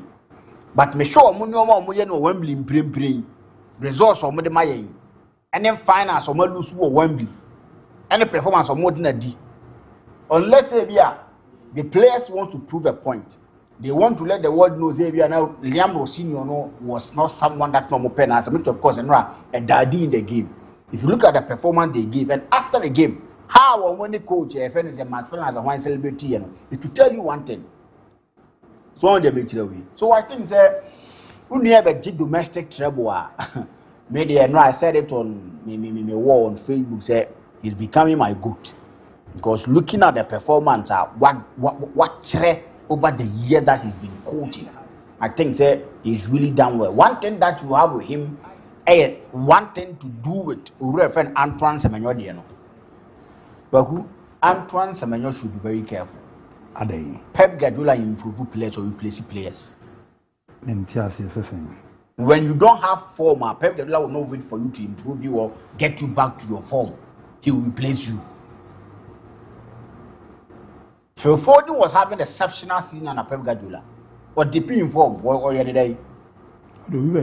So Pep Guardiola, what the offer for Pep Guardiola teams are coaching. He's a good coach, he's a fine coach. The attribute to be a person on the map Pep Guardiola be able to man. But some we a player now no year man. Now performance never for more. I hardly tell us me to Boasia and I say I'm having time for as much for him to regain his form. He is going to replace you. In the entrance, we have to be very careful. And he's not lucky by me or what they say in the sense that when no one plays our position. More players could have a film with me about England new man. He should be very careful. Modern David Beckham. The victim Yatam, they assume one way in same with the Weber. So much as here. Or when they ask now, you know who that control. Yeah. I believe so. Heads are going to say that is the kind of things that control and they define Nyoma football. So he needs to be very careful. He started well, and in fact, he's performing for team of Man City. But little details, no man getting in the team, no, and the big mama was stay and ask all the the last 9 matches will contribute to just one goal. If he continues like this thing that definitely Pep Guardiola will replace him. Say Wingers here away. So Man City team one. Because Pep Guardiola will be we improve players. Not to say all the players back into limelight. That is not what I'm saying. So you play now see academy Pep Guardiola. Now performance no call for more. Pep improve you. She Wingers are Man City war, but he still brought in Reverend Antoine Semenyo. Savigno Nini. Oh. Jeremy Doku. Yeah. Phil Foden. Yeah. One be the team more. So, but I don't see from creative in that team. But I also was with him about that role. But he went out to bring in someone. Rather than no boy is Abazo. Matthias Nunes. These who pay right backs and was as is what. Or me good for the never count. What done our number 2 abi. But no winger. I said no he's a midfielder. Or then buy no be car say as a ball now no bono over Hampton Wanderers or then buy Hano. On shadow who near ye near the Tina man and Bobo on the BH. Any who's only a trend than Abba to right back. And he's performing away Mukama. Because if you are in a team, now a Pep Guardiola team, now you've been on the bench, only been more near the 1 to 2 now born year. Are you going to complain? You can't even complain. You just keep quiet and make sure it's a ball. And now you'll be all right back. And I think so. Antoine Semenyo should be very careful. Abi munye shows their strategy. So, media they mean you mundio. So much than I told me yes. Yeah, because reason is simple. Ghana is the best player at Semenyo. They will try to disturb you ahead of the World Cup. Yeah, and they were certainly. But so the next a strategy just to find their way out. But Semenyo give you more reasons to do that. What you say? So pay for me agenda no almost anything. Emfa. But in this case, the Semenyo buy are now all fire all cylinders. And the last 9 matches contribute to just 1. The goal involvement A1. And we could not just about not having goal involvement or squander more opportunities. That is the problem. Chance never was saying because the performance that he's giving, only add fuel to Omuja say, okay, if he's not performing, whatever agenda you best set Tiamano, a befa.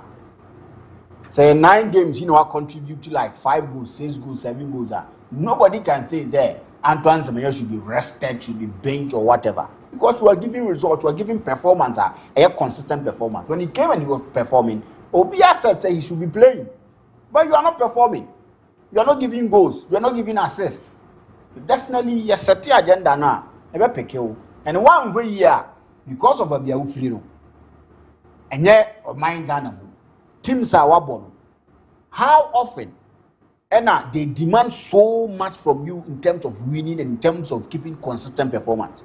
Make us say, "Can you burn more than 9 games?" You know what that goal contribution now? Nobody will even look at that because Bournemouth Nankasana say, but this is Manchester City for crying out loud. A team that they want you to perform at the highest level. They are competing for trophy on the wall. So if you are a player, a winger for that matter, an offensive player, now in 9 games, a 1 goal contribution, that is a big something that we need to talk about it. And I'm trying to be very careful. When you ask me, or no replacing players or improve players. But then I also saw no so cheap. Jagresh. That's over. Or no also saw no so cheap. Because no ABOU to make call. Be the audio no anya assist or no she go. Na Jagre use go be years because I know she go Man City. But Biafrino will always aid him. So I think that he should be very careful. But I'm on about some 4 consecutive FA Cup final. So I'm careful. For Pep Guardiola. Yeah, wow. The man, the kind of a Juma all year. You can only appreciate him. He's a good coach. He can't tie toward the one thing. He can't tie was one Juma. You want more Sika home to me. But when you Sika home, me dear the trophies amount. So I tell this Sika, but then away. That Chelsea for your Disicapa, then okay, imagine Chelsea for us and man. So what that here? We are world champions. In Disika, no better near Disika. Maybe what champion really do when teams are well liberals not 20 years time and no quality trophy award. Conference League can or Meji FA. Last time because the last time they went on that kind of stretch winning matches near them. They won a trophy. FA Cup. In the FA Cup, I'm final. So what I say? Chelsea for they are having one of the worst seasons in their campaign, but they also are the cup final. And they can also win something at the end of the day. England and Casa. No credit, England for no more me but problem about England in any mama copaba. Arsenal. No money now. Or more I dream love. But Arsenal pa this season. Omo problems we have. So want me and it will be something that a baby one more pan at it. Because pressure now as I say mount you. Look at the way they sound. We have a production so meeting that to some work you see problem look at the way they suffer. Problem on Kokian England a fee. Issue say being it Carabao Cup, FA Cup, Premier League, and even the Champions League. Arsenal. Problem be Arsenal. Because maybe see them in quite Asarantin for fast years and a few. And no Man City are final. Of course, Man City at the Man City better league in the Stroja Arsenal. There was some Pamikel at that. I mean, into that. So I'm trophies in here. I mean, I'm a Arsenal boss and come up at it. Oh, for winning break. What we are there? Yeah, boss season. March, yeah, not trophies for winning Arsenal for so many. March, yeah, last month, March, yeah. Champions League. To see, and no one can swim the summer that show. You started for a Premier League, bottle in this one. FA Cup, my bottle that. League Cup, no, Team 15, no, my bottle.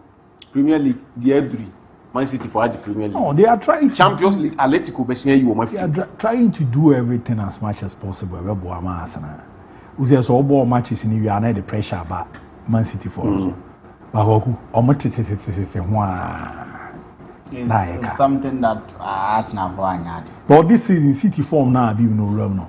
Say a normal Liverpool team now you club coach or Cabano match in 15 points. Because when Liverpool wanted to win the league last season, we saw what they did in at this material time.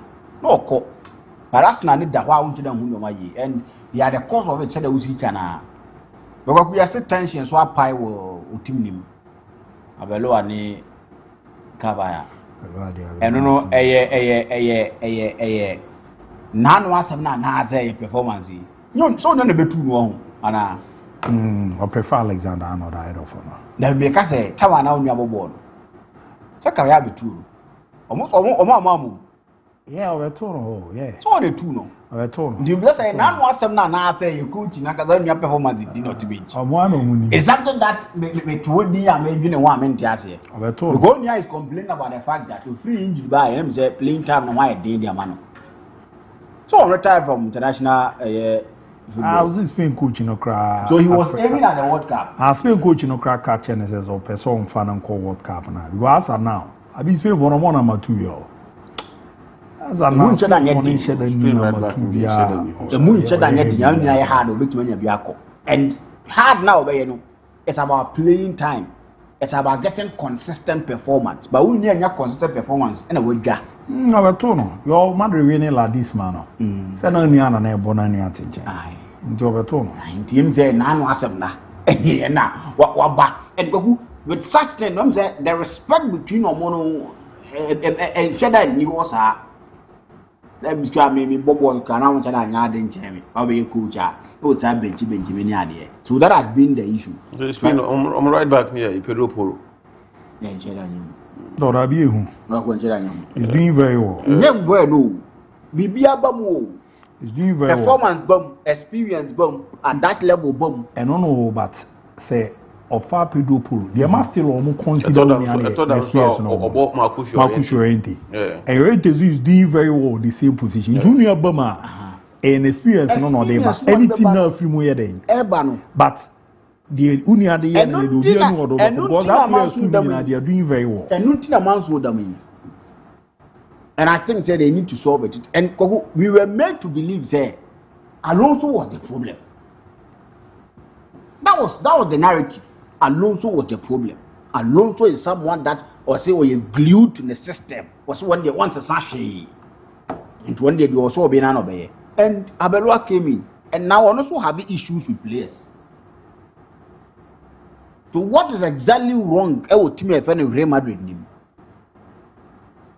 I saw something almost say they are thinking of getting a good communicator. Oh, you coach next season.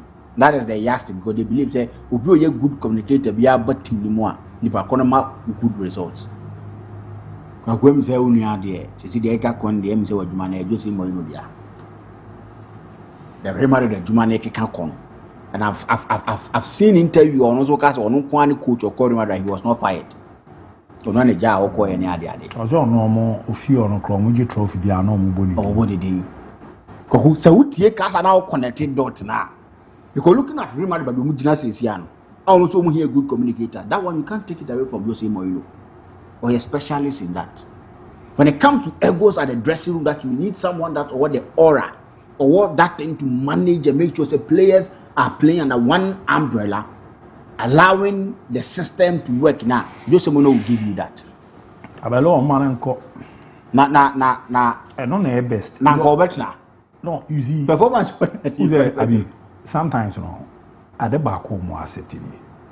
Abelo ayi bae no. Tama ayi kava akra na me kom man enko. Tama bae no. Se na we senior man na man tena nche ma abo. Of course. Se bon obodu ba bia na bra bi o ka felomen de ni wan so no be bi nchi maselo. Of course. Abi mu ya de ya mre no so. Etina Ramos mo achiro mo hwe ya hu se masa team we di ni momo. Rawu nu nyina omo de yo we guti. Omo de o tam no so omo play omo de ne ba se the play we aba. Ya ko fa England na matu aba masa. They don't care about who. Yemfa ho bia bi ko omra ye da atwam. Kaba ono omo no shaze ya bi no boy. When it's a sporting decision, now it's in their favor. They don't care about whoever is involved. They Oba Real Madrid you know club history one center back omonya na no legend pa Fernando Hierro. Yeah. Hierro. They don't care. One thing that the man you are fast no. Tony Cruz, Ronaldo. Say you know. They don't care. You better hey, you better Robert Sanchez science or what? They don't care. So I think so. No, I don't take advice. No, free uncle. Everybody should get a coach to make my side man. I want Cristiano Ronaldo buy. Na Raul, na Van Nistelrooy. Van Nistelrooy di kan ba Real Madrid no. Abi zo ni strike obetu no. Obetu Ronaldo. Yeah. Ni jenu no man ko AC Milan. Time Van Nistelrooy film no. Omedi Ronaldo no ne we squad ni nyina kaka mo ne bae no. So na nim ze na Van Nistelrooy. Sure. Or here Manchester no ba ku mienu enyo ya ala ko balaga. Wan kwa. Ko ya ma wo Ya ma wo nya bi mo. Ya mfa won e wow ti benji. No ko ye. When it's in their favor, they will definitely get rid of it. Say bani mienu nipa in internet definitely they are going to support the coach because Trent Nebo. He's way younger. An experienced player for that matter. Because looking at the level of Abobo and the age, you know, the experience now definitely a idea we count. I'm a number 2. So more class how we are. Then they give them a quality coach that to be to me. I'm making sure says I know my name. Trent Tonyen no is our next season. Also, mo kofa right back bi abana so be shi. No we work akra. Because we know do ba bi o kofa Danilo ba ya amfa.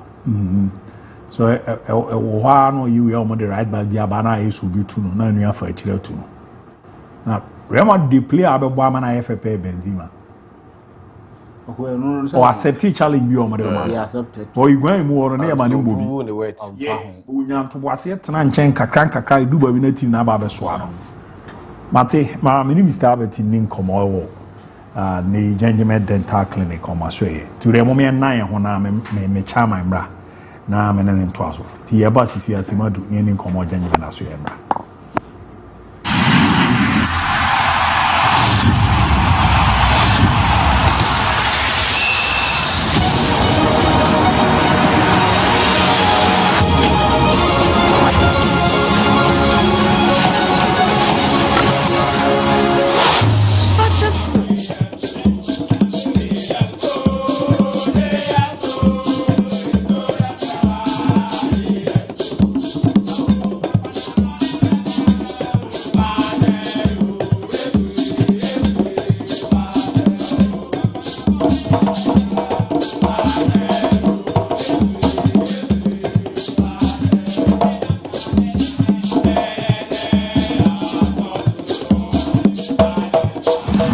Mama Kwaba be made a badge, my dear Kessel. So you're called Simadu Gentleman Dental Clinic. Yabana Yababi Suna dear Dinkoma fa, Yenum, Yesem, na young Quay Bebois, I didn't na Sama and Quatintin, na Bibiaco area may. Started Bibiabo called Bibiabo Abu, Yamashi Yepa, Uncle Pound Bibiashi Yoko, Procuni Bushan phone in Obiaho.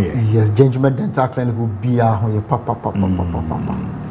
We call sa ebani adansi amanfo edia eche say ampaye dwumadi na so Ghana. Fantastic. Yeni ko ma akre simano edu yenko yenim. All right. Jedi kan no mamefa akwanya we enchia Ghana fo nyina, especially obi a o hwe Fakye TV awie na we gingival health exercise san say ye wo ho se ye beboa we gingival dental clinic afi na wate enka professional dental clinic ese ho adwuma na yeye nti ye wo ho se ye beboa na wo se no afa ne ntoma pa efra san say wo hwe common dental problems bebia amanfo ewo bibiti say bleeding gums gingivitis ebiti say halitosis say obi okasa foul breath na pampan free na numu eba no mo ne ade no. There's this one so and also these days common pa dead tooth. Okay. You can't dead tooth. What it simply means is say eseno pop no asay because pop no na ekuta eseno. De bia meka say eseno say ye chemu 3 2/3 echo root either upper wo upper jaw no wapantan esro de no anase efom de no 2/3 echo down and up. Baako pe 1 ena etete ho eno na yehu no na enamel, that is the hardest human body part, outer covering white na unu obi kasa ohu no eno na enamel no. Okay. Ena there's another layer which are a friend dentine. Ena the central portion of the tooth no pulp no. Na pulp no consists of nerves, tissue and a blood cell.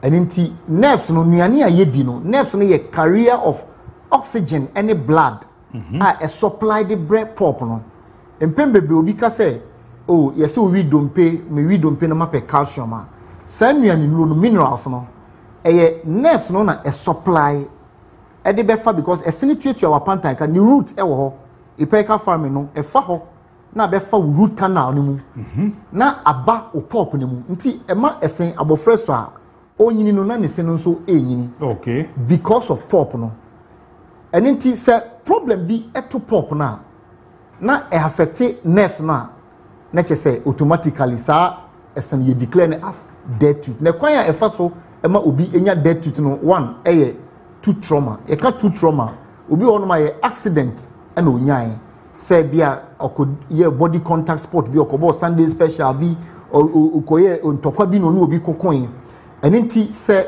bibi kra na born ne sene so a etumi ma the severity no e ma pop no etumi blast e pete wo esene mu enti ubon say with time no na esene astarte na e discala enti ubon say na aye bia ash bi ase grey ase black bi na astarte na etemu because of pop na ablast na adem enti o hair screen so a on say top left no the normal healthy tooth enti wo say etuatua wo jawbone enti esene ni root no ne legs no ena wo ho no enti wo say the outer covering fita no ena ye enamel no ena baby e ho no ye ash no eno no ena ye dentin no enti so obi ka se ne se femfem na che say dentin no ho aye den aka okay ne mom no pop na e won finfin no consist of nerve tissue ne blood ena wo no tini root na e wo down ho no eye intini no e be fa ho e di enuane duro blood ne oxygen any minerals no e di bread pop no etumi eye living organism okay enti eseti ade a ehye also we top right now we cavities nso e na add co pop ni mu no okay the cavities akaka say oral bacteria be release acid lactic acid it acid no start say egugu enamel no so a with time we say eso no start say ebubo ntokro enti na ye ka say o brush o siano pa bomode say numere o be brush okay enti acid no so to me start say ebobo esene ntokro nti on say a penetrate the enamel no atiesi dentin no enti at this stage no nipa ni di abrobe anka enom ni ade a na ne se no start say efenfem obo okro di toffee sweet na ana say ade bi ete sa na chilled food iced water no those obo okro ne num temperature ne sesa na say problem say but on say oba tooth abscess na say no on say inflammation start say eba pop ni mu to say pop ni mu aye kokokokokoko yes eti eba sa no a na infection na atiesi pop ni mu no start na e weak na e destroy nerves no any tissues no nti eba sa na nerves ni nya adwuma biem enti eba sa foforo no mu no o start say unya excruciating pain esene start say etutu eye wo ya but the bedroom maybe no na ejai unti pain and most people omo dead tooth no ahyase na esene ye ne yesa but the chi no onti sa problem bi na oba dead tooth na say ha no say the edro no esene asai kra okay edu point we dia ji say esene yetu eye extraction because asai ye ka say fire service could dum jano wentumi and save building na the next one no or try so be save yes sir infection be spread yakọ the other tooth no okay enam say esene tua ne socket mu o jaw bone mu no say infection bi etumi spread ko o jaw bone mu in fact it is serious dental problem and e be bro anything na ye ka say Gentleman Dental Clinic ye wo Kumase Bantama Abepo Junction total filling station o na ye wo Atonsu High School Junction traffic light ma say numbers na e display o screen so no bomodia ne fa number no shema wo nua bi shema wo dofo bi say Gentleman Dental Clinic me sorry ya frame na ye ntwetwe enkomo eti eba say na o say abu with time no inflammation bam say nsuo na afi na started discharge certain fluid bi e de ba nenum eti obi a owo tooth abscess na say owo that stage no that's the third stage no odidi a on sheda nya the right taste e wo aduane no oh okay because of that fluid na e discharge won sinemu no nsuo foforo bi e ya obi didi a on fa ncheme in fact ya na e ha adwen be pray apart from that na e ma wo confident so e come because o confidence come from a o kasa na osisi ni trase I say on pe kasa bi isolation because obi na no kasa yi e be kasa na de na osin ayi we dead tooth now say dead tooth no any pulpitis na e was similar because say pressure echo nerves no so a ete say obi akaka aye no na awia obi ekọ adwuma no ne fia ye din no sabre no ti pain anasa anajo because anajo no say ye da na body no relax ya sabre na koma ne pompe blood na e putu pressure on yentini no enti akoma no push blood ete say we be pipe na ensuo ni nam water hose ni mu no saa na blood no enso nam untini ni mu eye o ti no bo oda na otin fifiri no because eniema e koso enam pain na ewo ho no damage na aba esene mu ntino o start say wo nya that pain no enti oba judgment dental clinic ye betumi aye RCT ye friend root canal therapy no ene say ye bie esene so ye beye esene operation na ye yi pop na asai na free mu e cut down to root no nti sa legs too no ene ye friend root canal no because e canal e tane ho na blood ne nioma ne fa e de ba esene mu na ye yi ni nyina afiri mu ye wi ana ya disinfect esene mu ansan ya be static treatment no na ya ye feeling no ye wi ana ya kapo ne kama na pain no agyae obu okra ne de ne sene ya aye no gise ye she veneers e de ma no ni nyina ye accessories a oba judgment dental clinic e betumi e ya ma wo your number is 055 913 95 82 055 913 95 82 and 0549 906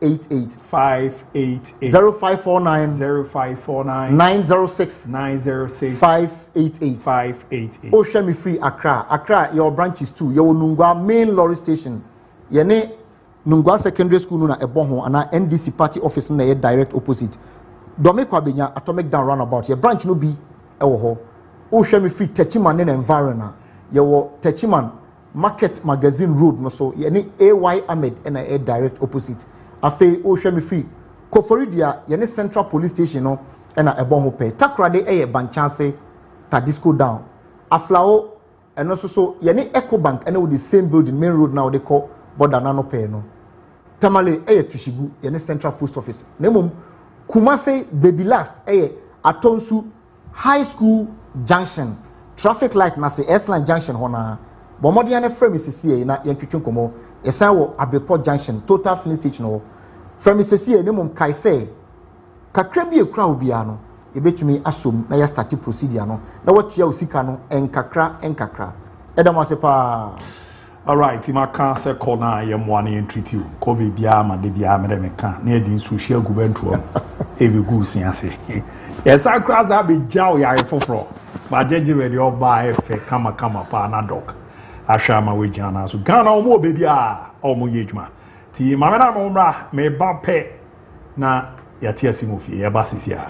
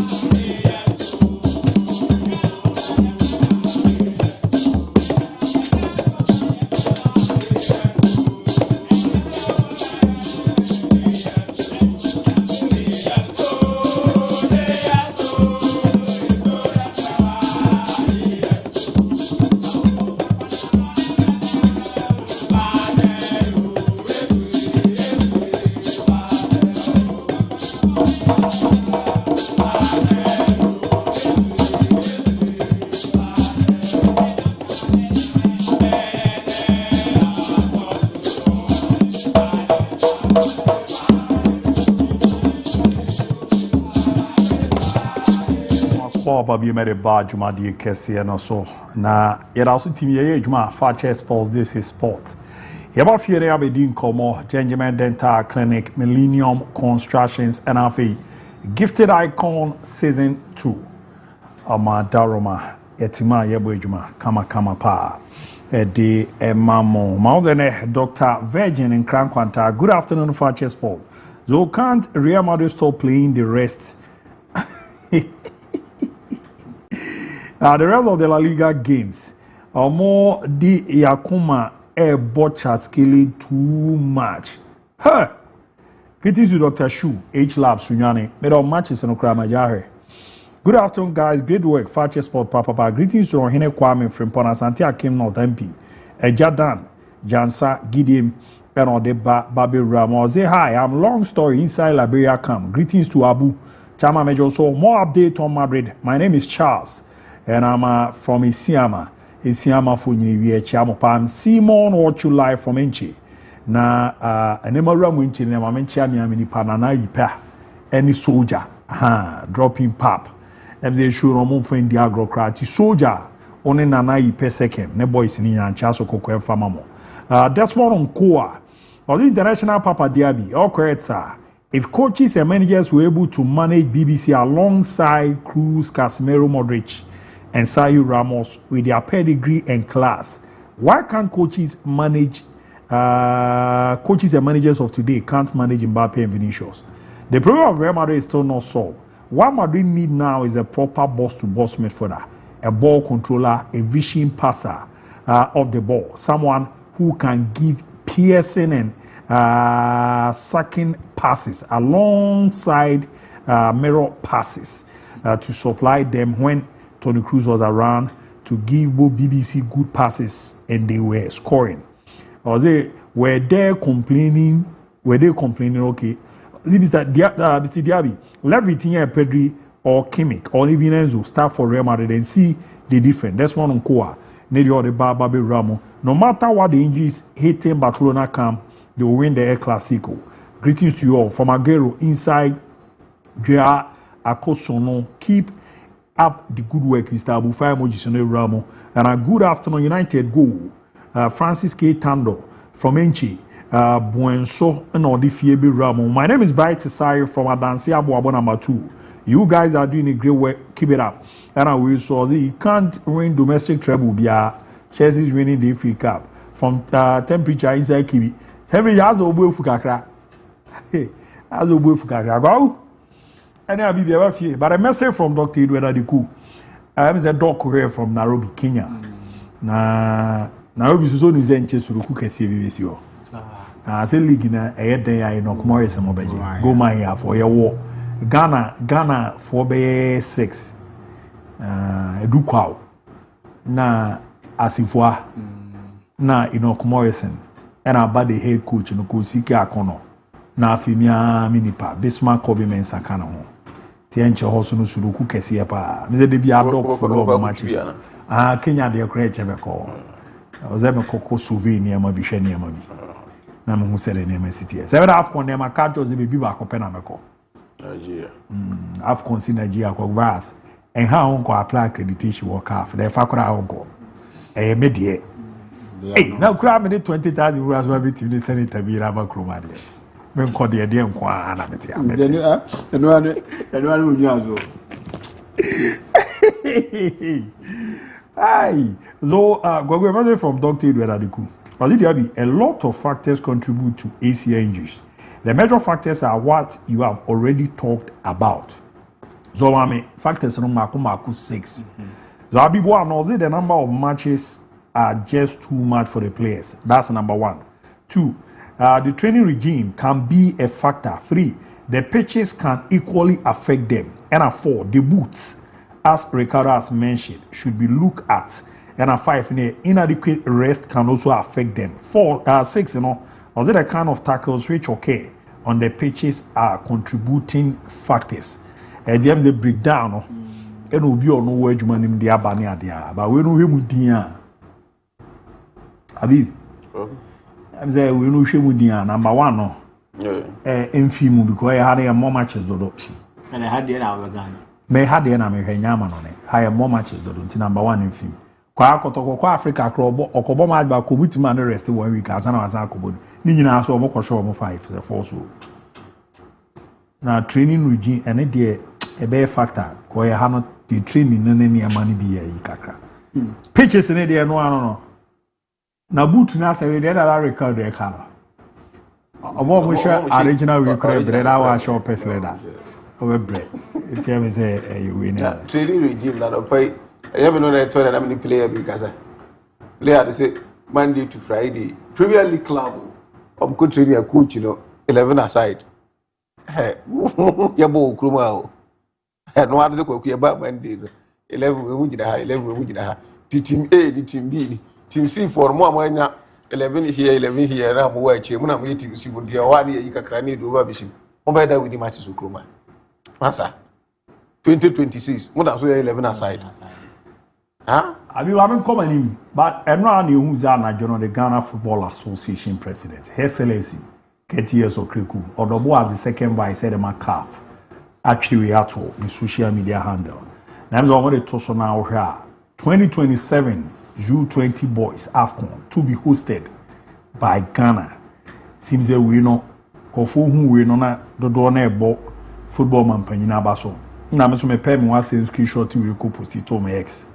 Na ko bia be twira se ese ade na minunu me ho asansere owie ya ni masema osan ka kire me oso nti ase ese me bo the FA president abodin na the game changer ne ade na akwa yusu bi say ai be bo no we your pitch say dey be host AFCON ne ade but nyame be he si nyame o bibia be kama U20 there's at least no kokumu edu kakra ultimate fa ayi sa ayi mkobo Ode, tuto bibidi pitches ya wo kroma. No na mwewo. Ene kaka so ayase mo. Never. Kaka fa ayase mo. Under 17 krana bi, omo make sure say the proper pitches na ebo. Under 7 na under 20. Under 20 wagu nye tournament ketwa o. Ebia na mampanyu be he ndu na ebia ya yi na ye ready. 12 teams na ebesia kan o. Tali's also nya stadium be sen 3 and 4. Ideally it should be 4. Maybe ana 4 times send them out of 4 times 3, right? Until so you have 3 or mbaboni nyina wan kran fa. Hene. I'm the UG stadium back on a cross sports stadium. Maybe I know I be faida kuma say na kekus. Ada. Kuma dey there we. Jan here am dey be kekus. For proximity. We am the kekus back on. That be all there na 20 tournament dey. But tema hono mbo games ni bi ho and I no me me bisa question. African games so more games ni go tema ho. Uli akahe wakwa. Kromi pa la we say this. Hey. Barry get is the Galaxy in a ball match ana. And the first game already found out of France so mo me come in sa o mo intimi antizo and say the second game ni highlight ni. Eduana ne the Black Galaxy. So no be intimi amposo ne onko atena.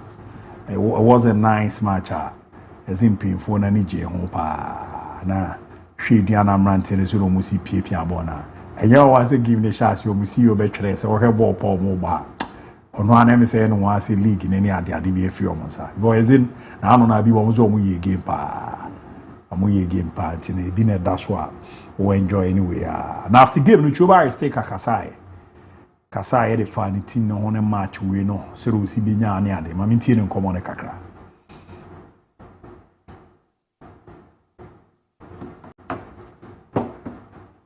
Appreciate too much. You see, I coming here 5 players from the national under 20 and the Galaxy national team. Another 3 players injury. I coming from our squad. Is Trask coming from the play? From it's in our plan from the week.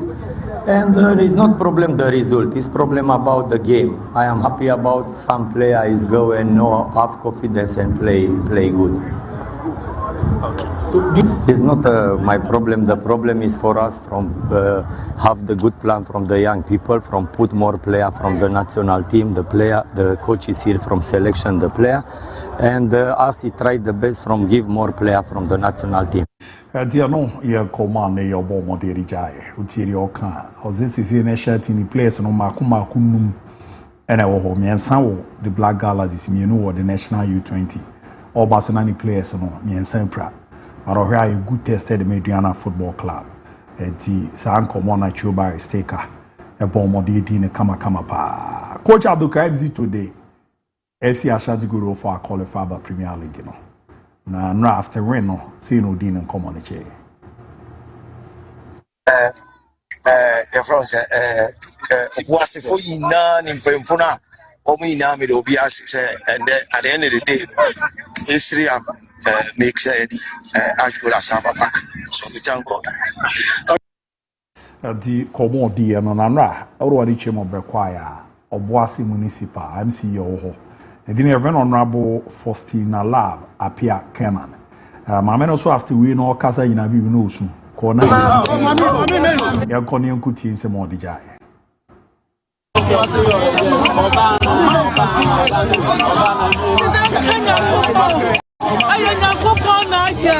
Footballers and Palaya to a move for the Amopa. Yet most are for that. The opinion was so long also. If I get points now, Bibia. The Anna, when Yamia Tom, I'm a ask God. I shall to go all for. The team are qualified to Premier. The American is as a Duncan. The Akan the doors for Mama Yankaya Humo. Now I say I'm one in Timber. And no, a common rabble.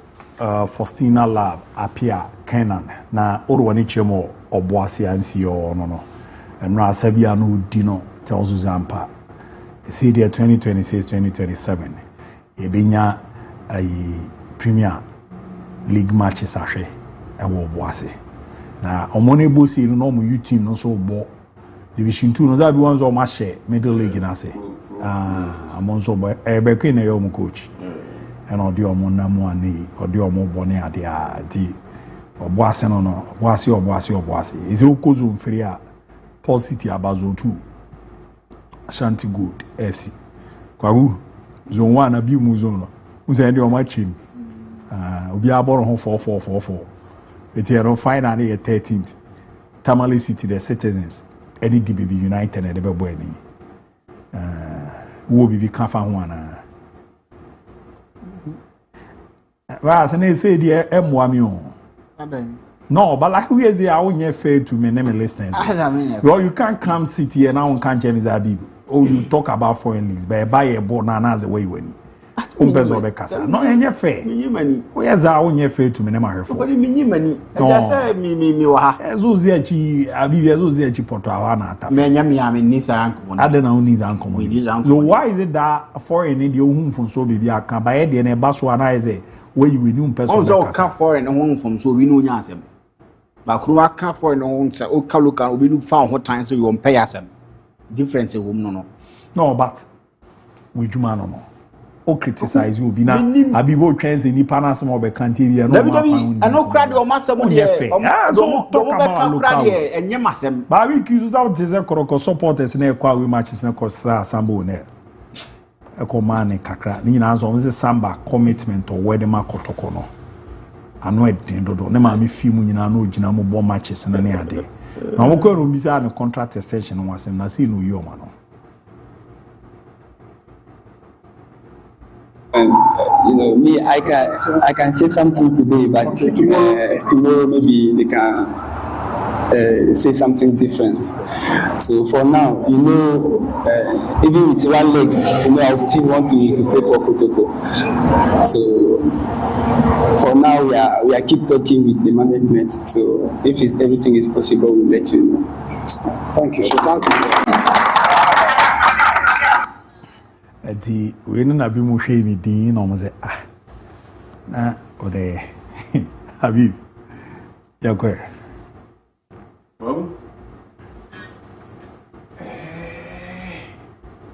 and it is and it 27th Monday trying to be so much diplomatic and then because I said blue suits. And I'm about black tie and match in a white. And I'm about Geneva watch, wrist watch. I'm just trying to be polite and diplomatic. As Anka say, this now, me say, me normal kotadi ni biya. Coming for us and me to nation, me be different, but I'm a gentleman. I look like an honorable, so I want to be an honorable man today. I'll be magnanimous. Just be magnanimous. So magnanimous. I was 7%. That's a broke of Oh, more hair, one check here. And I'm magnanimous. I'm starting to be uncommon. I want to say things to calm and sometimes I can it down before I tackle the matter. As I go straight and I'll go overboard. I just want to calm down. Chairman, we are in 2026, right? We are in 21st century. But Sametanasi, now I'm sure how yen big clubs no air football. Any the rate at which or money ma kuayana mekresu. Kwa huni mdintia sakotokone house of folk ya there ayana menya bri so much musum. Aden. Ubi ntiasi.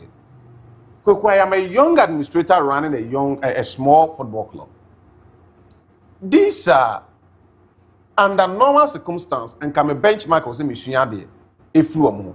But the truth is that baby I'm passing me ball and the way a man I want to see football go no. So me fakot upon the house say me the mission dey kwekuma bon me try so am pass. On be mama feel poto. Every day if I want to learn something new in agrona, kuku kotokone has and come discussing. Omonye enkofo to say anka ye nua no mo tertiary kandi mutama no mku school ye kandi nam present project work right the mo project work say nka use kotoko any house of file kwaku be feli and so hwe no ye untwa woni de ntia aden the omo ye nyina nkyere say omo 2026 21st century. They behave as if they are still in the 1970s. I don't know, Kanza. Kwaku. That ben, and I'll tell you, say, supporters, leaders, they interview players. Oh, Real Madrid, Barcelona. Oh, they say we donation. We say, yeah. That ben.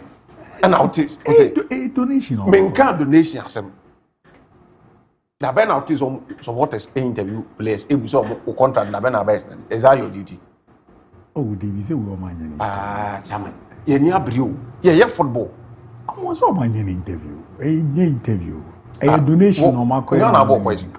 Donation on my community didn't come on. At the say interview near there. Some better one day. Na me no di nkomo wa de na me de be che wo a ade cha voice no be ba wantin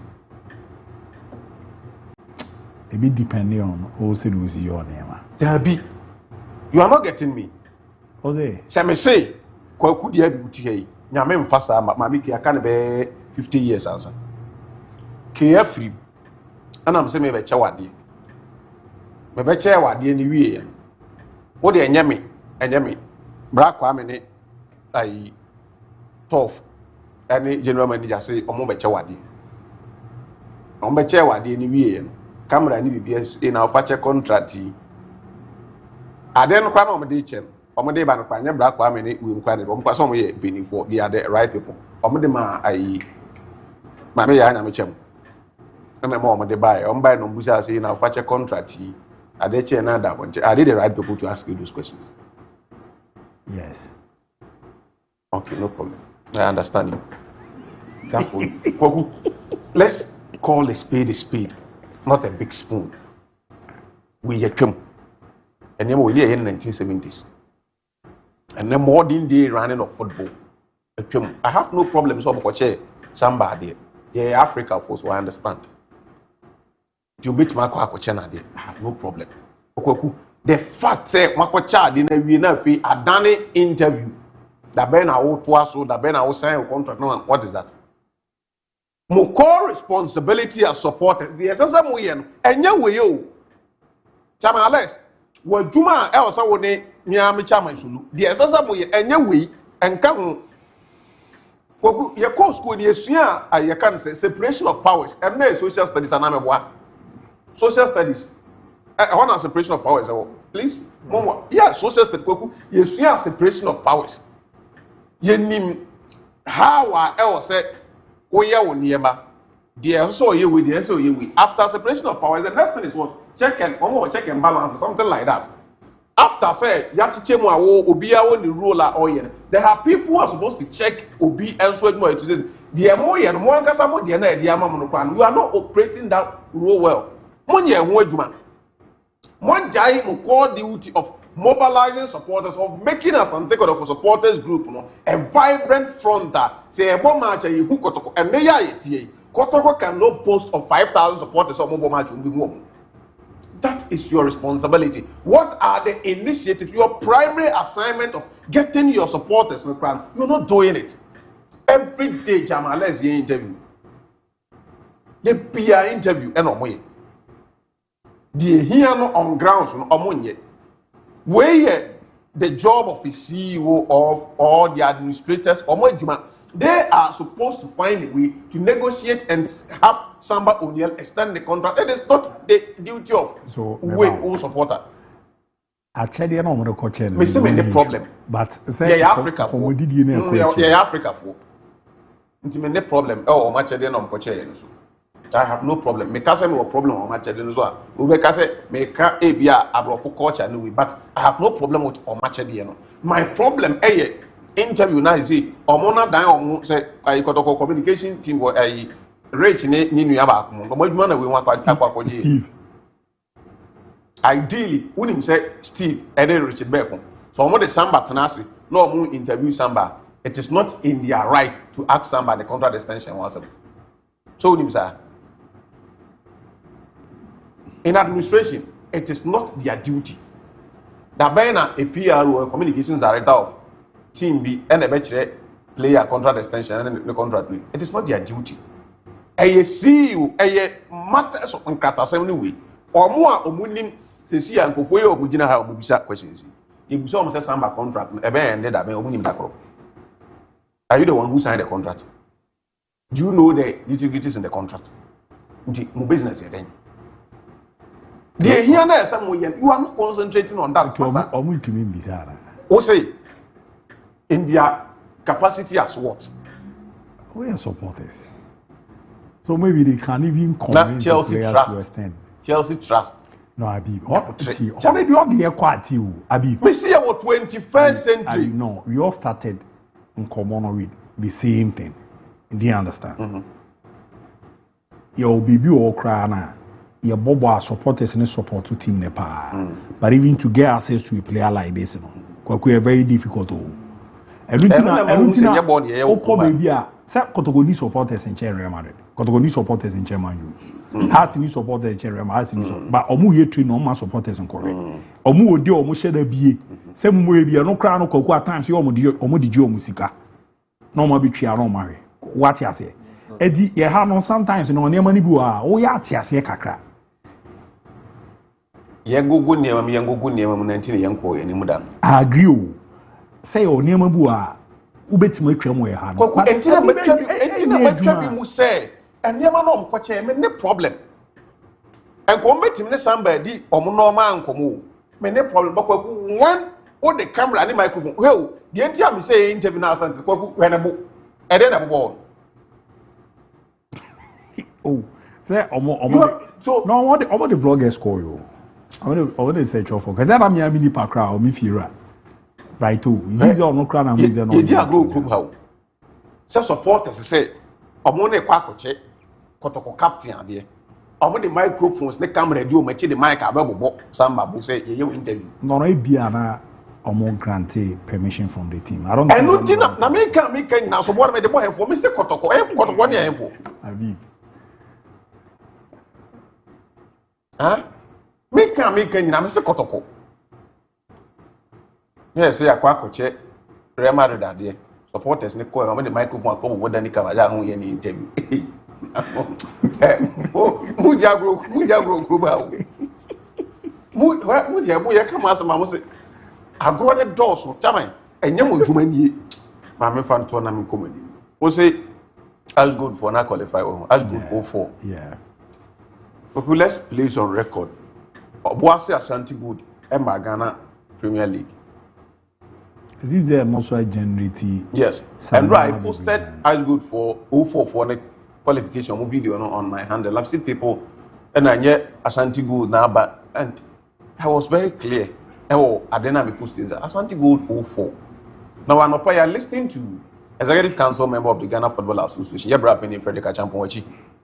Oh, yes, that's Stacy Kesben. Now, or say, as it stands now, still in the records of the Ghana Football Association, Ashanti Good does not exist, a non-existent club, because Ash Gold at Congress were rendered default. And the team, no, in the records of the Football Association, in Niho again. Oh, me who said not on my artwork in the crowd, posto me refienka. Me fa kind ne bro for so that I don't misquote him. Now me say if I can get it here, I'm trying to say me who the anka me kind the exact words now who you see you know. Say Ash Gold for no instead of them to concentrate and fight for almost slot. No say say be about say omo yes say kombinya almost slot ne back. Instead say ombema o ma dwen akwa no so no omo ye politics. It is still a default in the whilst not we air grounds, on grounds to get the club in the Premier League. They are as good 04. Until on record, the old Ashanti Good and yeah, no, they were Premier League this year. We never quite heroes, but quite heroes are. That's said, you know, that's but quite heroes. Oh, fat Nasia Seba Abbasia, Galaxy, Chairman Sulu team, no, they ball Division 2 qualified by Division 1. And not toy and a baby quite and then quite use about do as good for the chairman solution we look at creme corn the by Division 1 now or toy and about baby stage now was a more about Premier League. I am happy for the people of Obuasi. Say yeah, original as good and a low budget as good. With all due respect, I'm not saying they are low budget, I'm just saying it before somebody take me out of context. Say yeah, the real as good and I say as good 04. The most important thing is that football back, Premier League football back Obuasi. I've been to Obuasi for pre-season on 2 different occasions. The last 2 years in me pre-season part Obuasi. So I know how the people of Obuasi loves football. I know how they appreciate quality players. When they see players on my we've watched us go Dadan Obuasi in the Confederation Cup and then in the Champions League. Time Omo Airbo, Bekani, and some other teams. We saw the numbers are not as good equally at the back of Obuasi Linkley.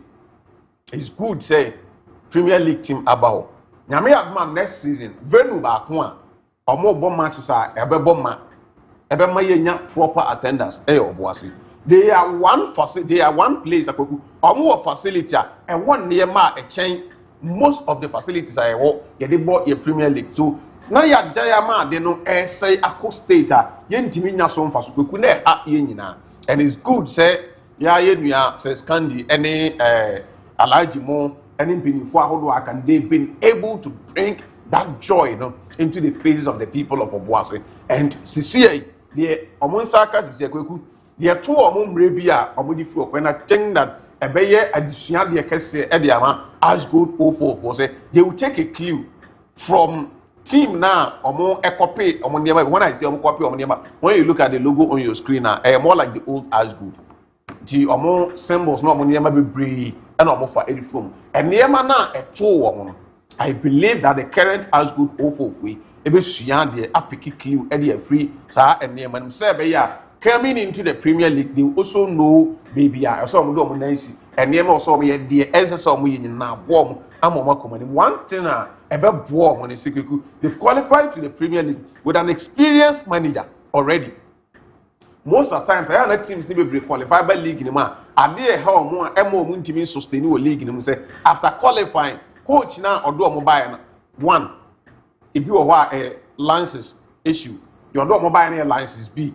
They will need a license A coach to be in a Premier League. In order not to sack the Odo Mobile, they go appoint alliances A coach, no makipu B na Odo Mobile, yeah, the conflict of interest about Ohune Hose, on a year, na, but because of qualification and the above account, most of the time, I am no more players, no, I want more back. Until who new coach now about the alliances A coach, no, 1 year you lose dressing room. No, I bet to charge matches living there, signed will be about the recycle. Whenever bounce, not club night, I sign call matchy. But in Asgold 04 situation, they are in the league or they've qualified to the league with a winning coach already. His alliances A. Someone who has coached a team to semi-finals of Confederation Cup. He's won Ghana League before. Until or you will be an draw who name the ins and out of the league now in the person of Karim Zitwa or that Uskrimu. So I think that consistency at the back and also at the bench is very paramount to teams now. I'm qualified by say who stay and I will stay. The can say they will have 1 or 2 additions be into their team next season. Then as good 04 or was it a team to watch. Wow.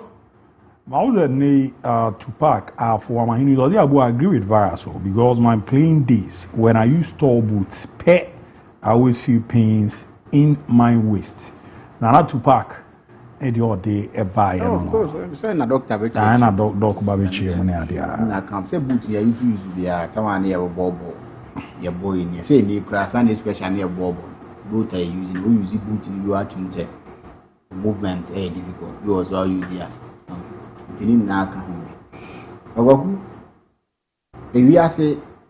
I'm of the opinion say Obi so aim high so between achieve your best watch but there are places that you need to accept that these are places where I work I feel comfortable and I can give my all. So to me identify as now you be the best version of yourself. You don't need to copy somebody. You don't need to imitate somebody. You don't need to mimic somebody. That is in the case of Coach FN Karim Zito. No disrespect to Coach Karim Zito, but he can't work under Team Ouma pressure. That was his case at Kotoko. Not to say he's not a good coach, but he can't work under pressure to deliver. Now we more pressure. There are people that are comfortable and they are able to give results when they are working under pressure. They been more as Uncle Fukuno and Kotoko Juma no pressure Juma. Into whoever works at Kotoko, if you can't deal with pressure, because after you on a Kotoko, you try more coin. Me who need and as a meeting interview and also call a doctor so a man Tamanaka de Banye. Because he's been thinking. Now Kotoko has 10 years in Abi. You know your pressure now, you know what year tomorrow age mama. Now so I feel on pam good. They make a name the Matidi o can about a mention is a to say the old can. A be say wow papa like tango. Won't be on an arm. Sure. Pressure or but and yet chin she say because Kotokonene winner now can. That last time a catch was visual no you coach or no, so you man or the man on your that. Of course. Well, you coach be said the drama is. Get did the man be double more in the season. Actually, love open eye. Of course, I know it here. So on say Osha coach friend Didi Dramani. He's playing under pressure but he's delivering. Yeah. Materials no crown. And the oil.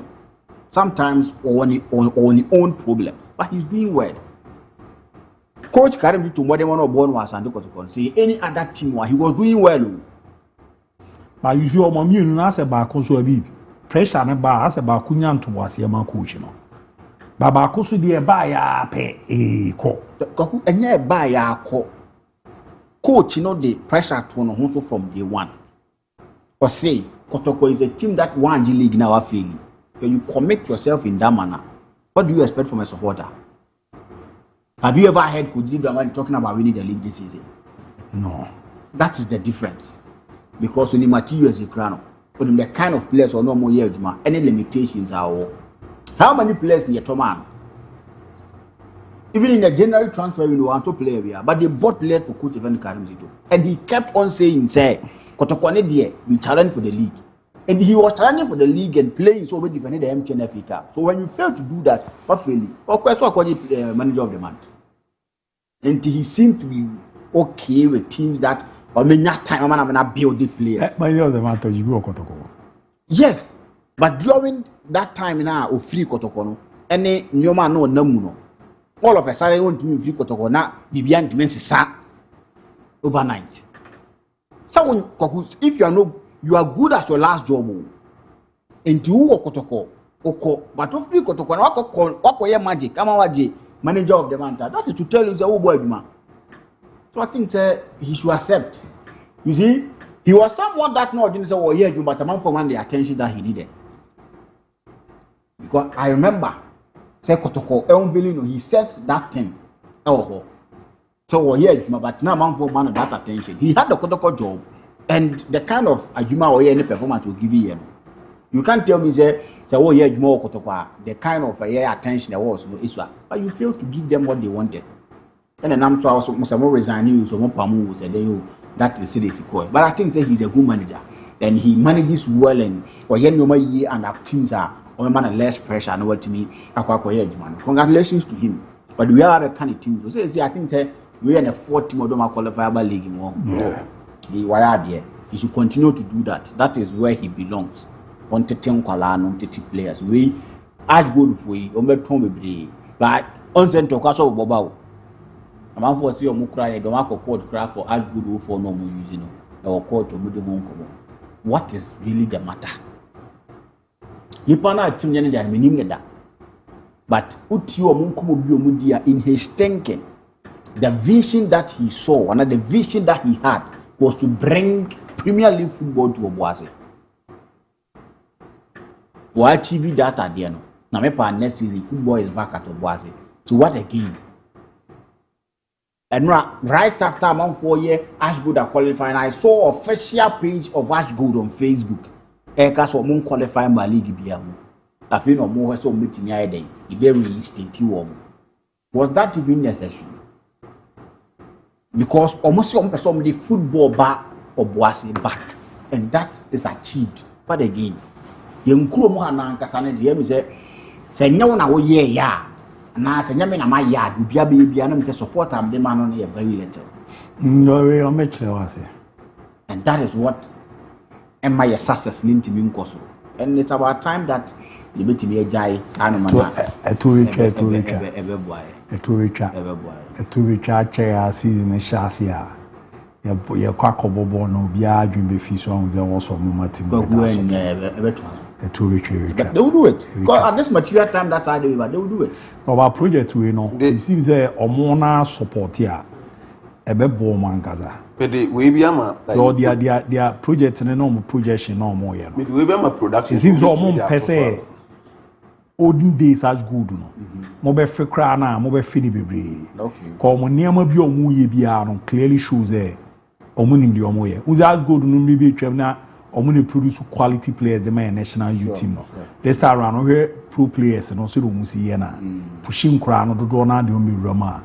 Ya Tom no moko, no more developing crown. Ti amunjai bibia no more support you. Because na where if Ombe successful, they need to stay out of the politics.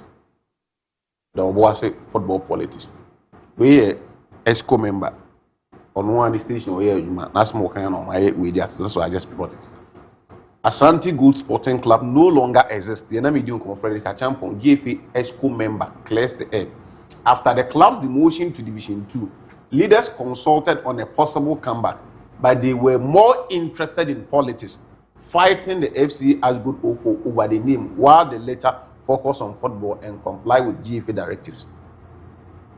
They said the Kwekuka said back on statement ba say enyo omo na ba the real Ashgood omo ma Premier League wan afi no ngusu ne ma eskufo ni say instead so omo mo mani abre aye kwan fa so omo ba league no omo ye politics and na we mu concentrate on football.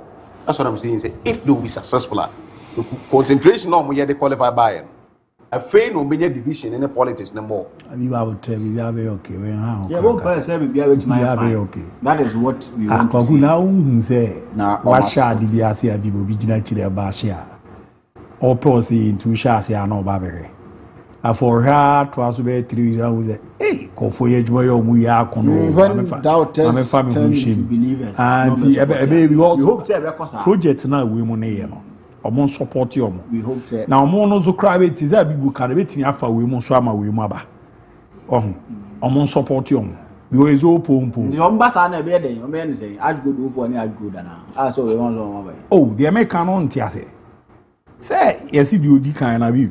Also di odi echi nsa. This is one episode on your sir. Ọmọ ba say we mo nam na hu apa so. O tie na ye ko ya danda. Ah, di the tiare say, just all you because is a team. Abibu tie nkoma e bobo ba ya. Is your mobile premier Anglo good for never sponsor. And no, you mean command number 2. She honorable MC, ne support or the mom. Clearly, Oboze and champion so be shall say among support. But was a community or more produce talented footballers. Sure. And other back web one is a you will premier at least a wa kotokobeba, a wa has beba, a word Diana Baba, a wa mediama beba, a wa Brukun chess beba. Me team 11 one the scenario more body. One who they mature. It clearly shows that we no more day banana ni ama no more di gu ono. Ebe boa di we na ha fa ho bo mo ne nkwe ni. Na na do say omo ya doubters na no mu ni man. O say the wo kan no mu ni. And you omo nkoso anye. Omo ni ba wa wasem. The wo kan no mu ni. Kwaku panyiri bia no ope for for asem pa ye we o. Asem pa de kwa abi obi aso. I listen to some for crap pedo na yete ase. Chama les manu. When now Oka say, or more pleading with Samba would now say, Ontna. Sometimes, when my money at den in my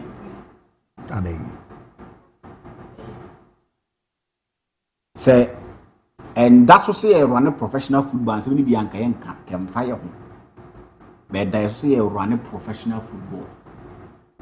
And when we are running professional football, we be or walk into football, we should act as such. Samba will contract with Asante Kotoko. And when you sure say Samba and I say Chinchina Chine, Obeja Kotoko Nebo. He's on negotiation table with Asante Kotoko. What they offer him will determine whether he will stay or he will leave. It's about person will stay. It's not about pleading or it's about the action backing the pleading. If the player want to take 10 CDs a month, that's also a man of 5 CDs. No, be offering 15 CDs. You think that we will plead with giving him 3,500 Wednesday? That is never happening. The other team no benye sikano. Monya emergency mobeye. When they are campaigning for FABU census members to pay to contribute to the club at the end of every month for the club to get money, they are not doing it. When they are campaigning, it's a moment to member club nisika. Not club name tumpong. You guys are not doing. I said they be are the old come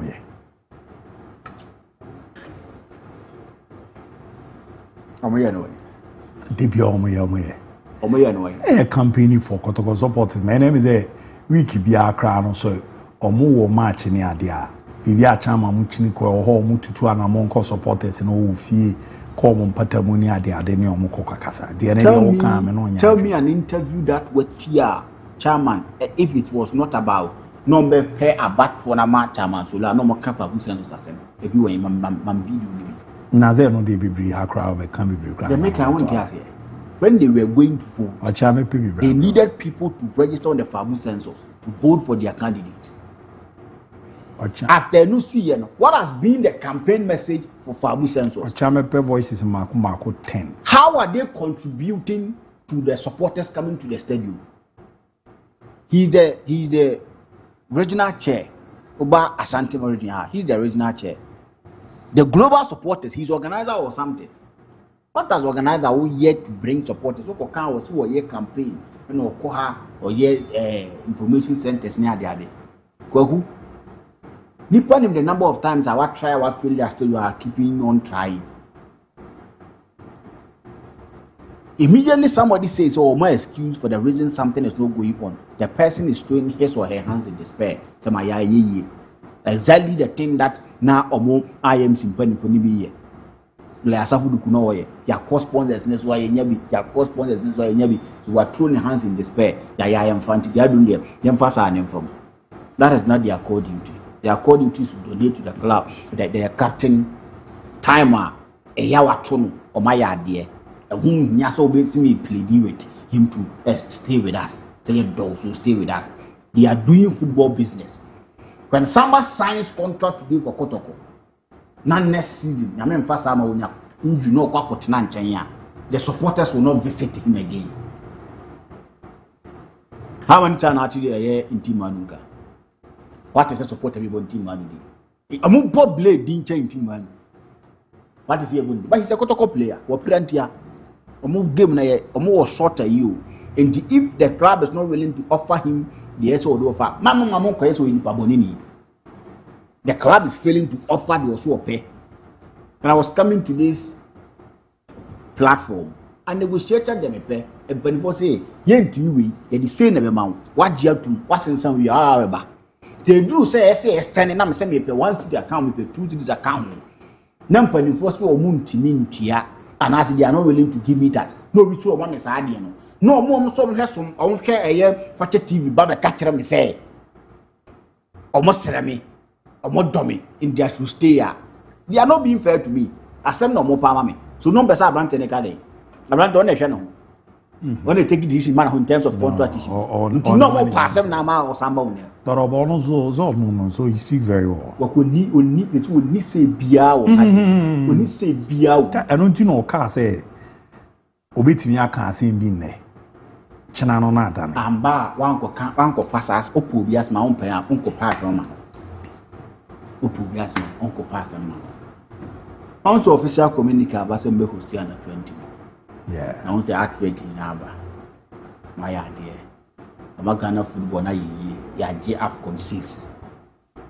Yeah, AFCON. Yeah, say inya under 20 AFCON say be hosting.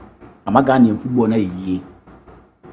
The Premier League we say ODBI amount $20 billion amount the football to be BIA or Ghana. So what you say? Person me chere say nyoma ye hia no enye bi need these kind of things. That is what I want to know.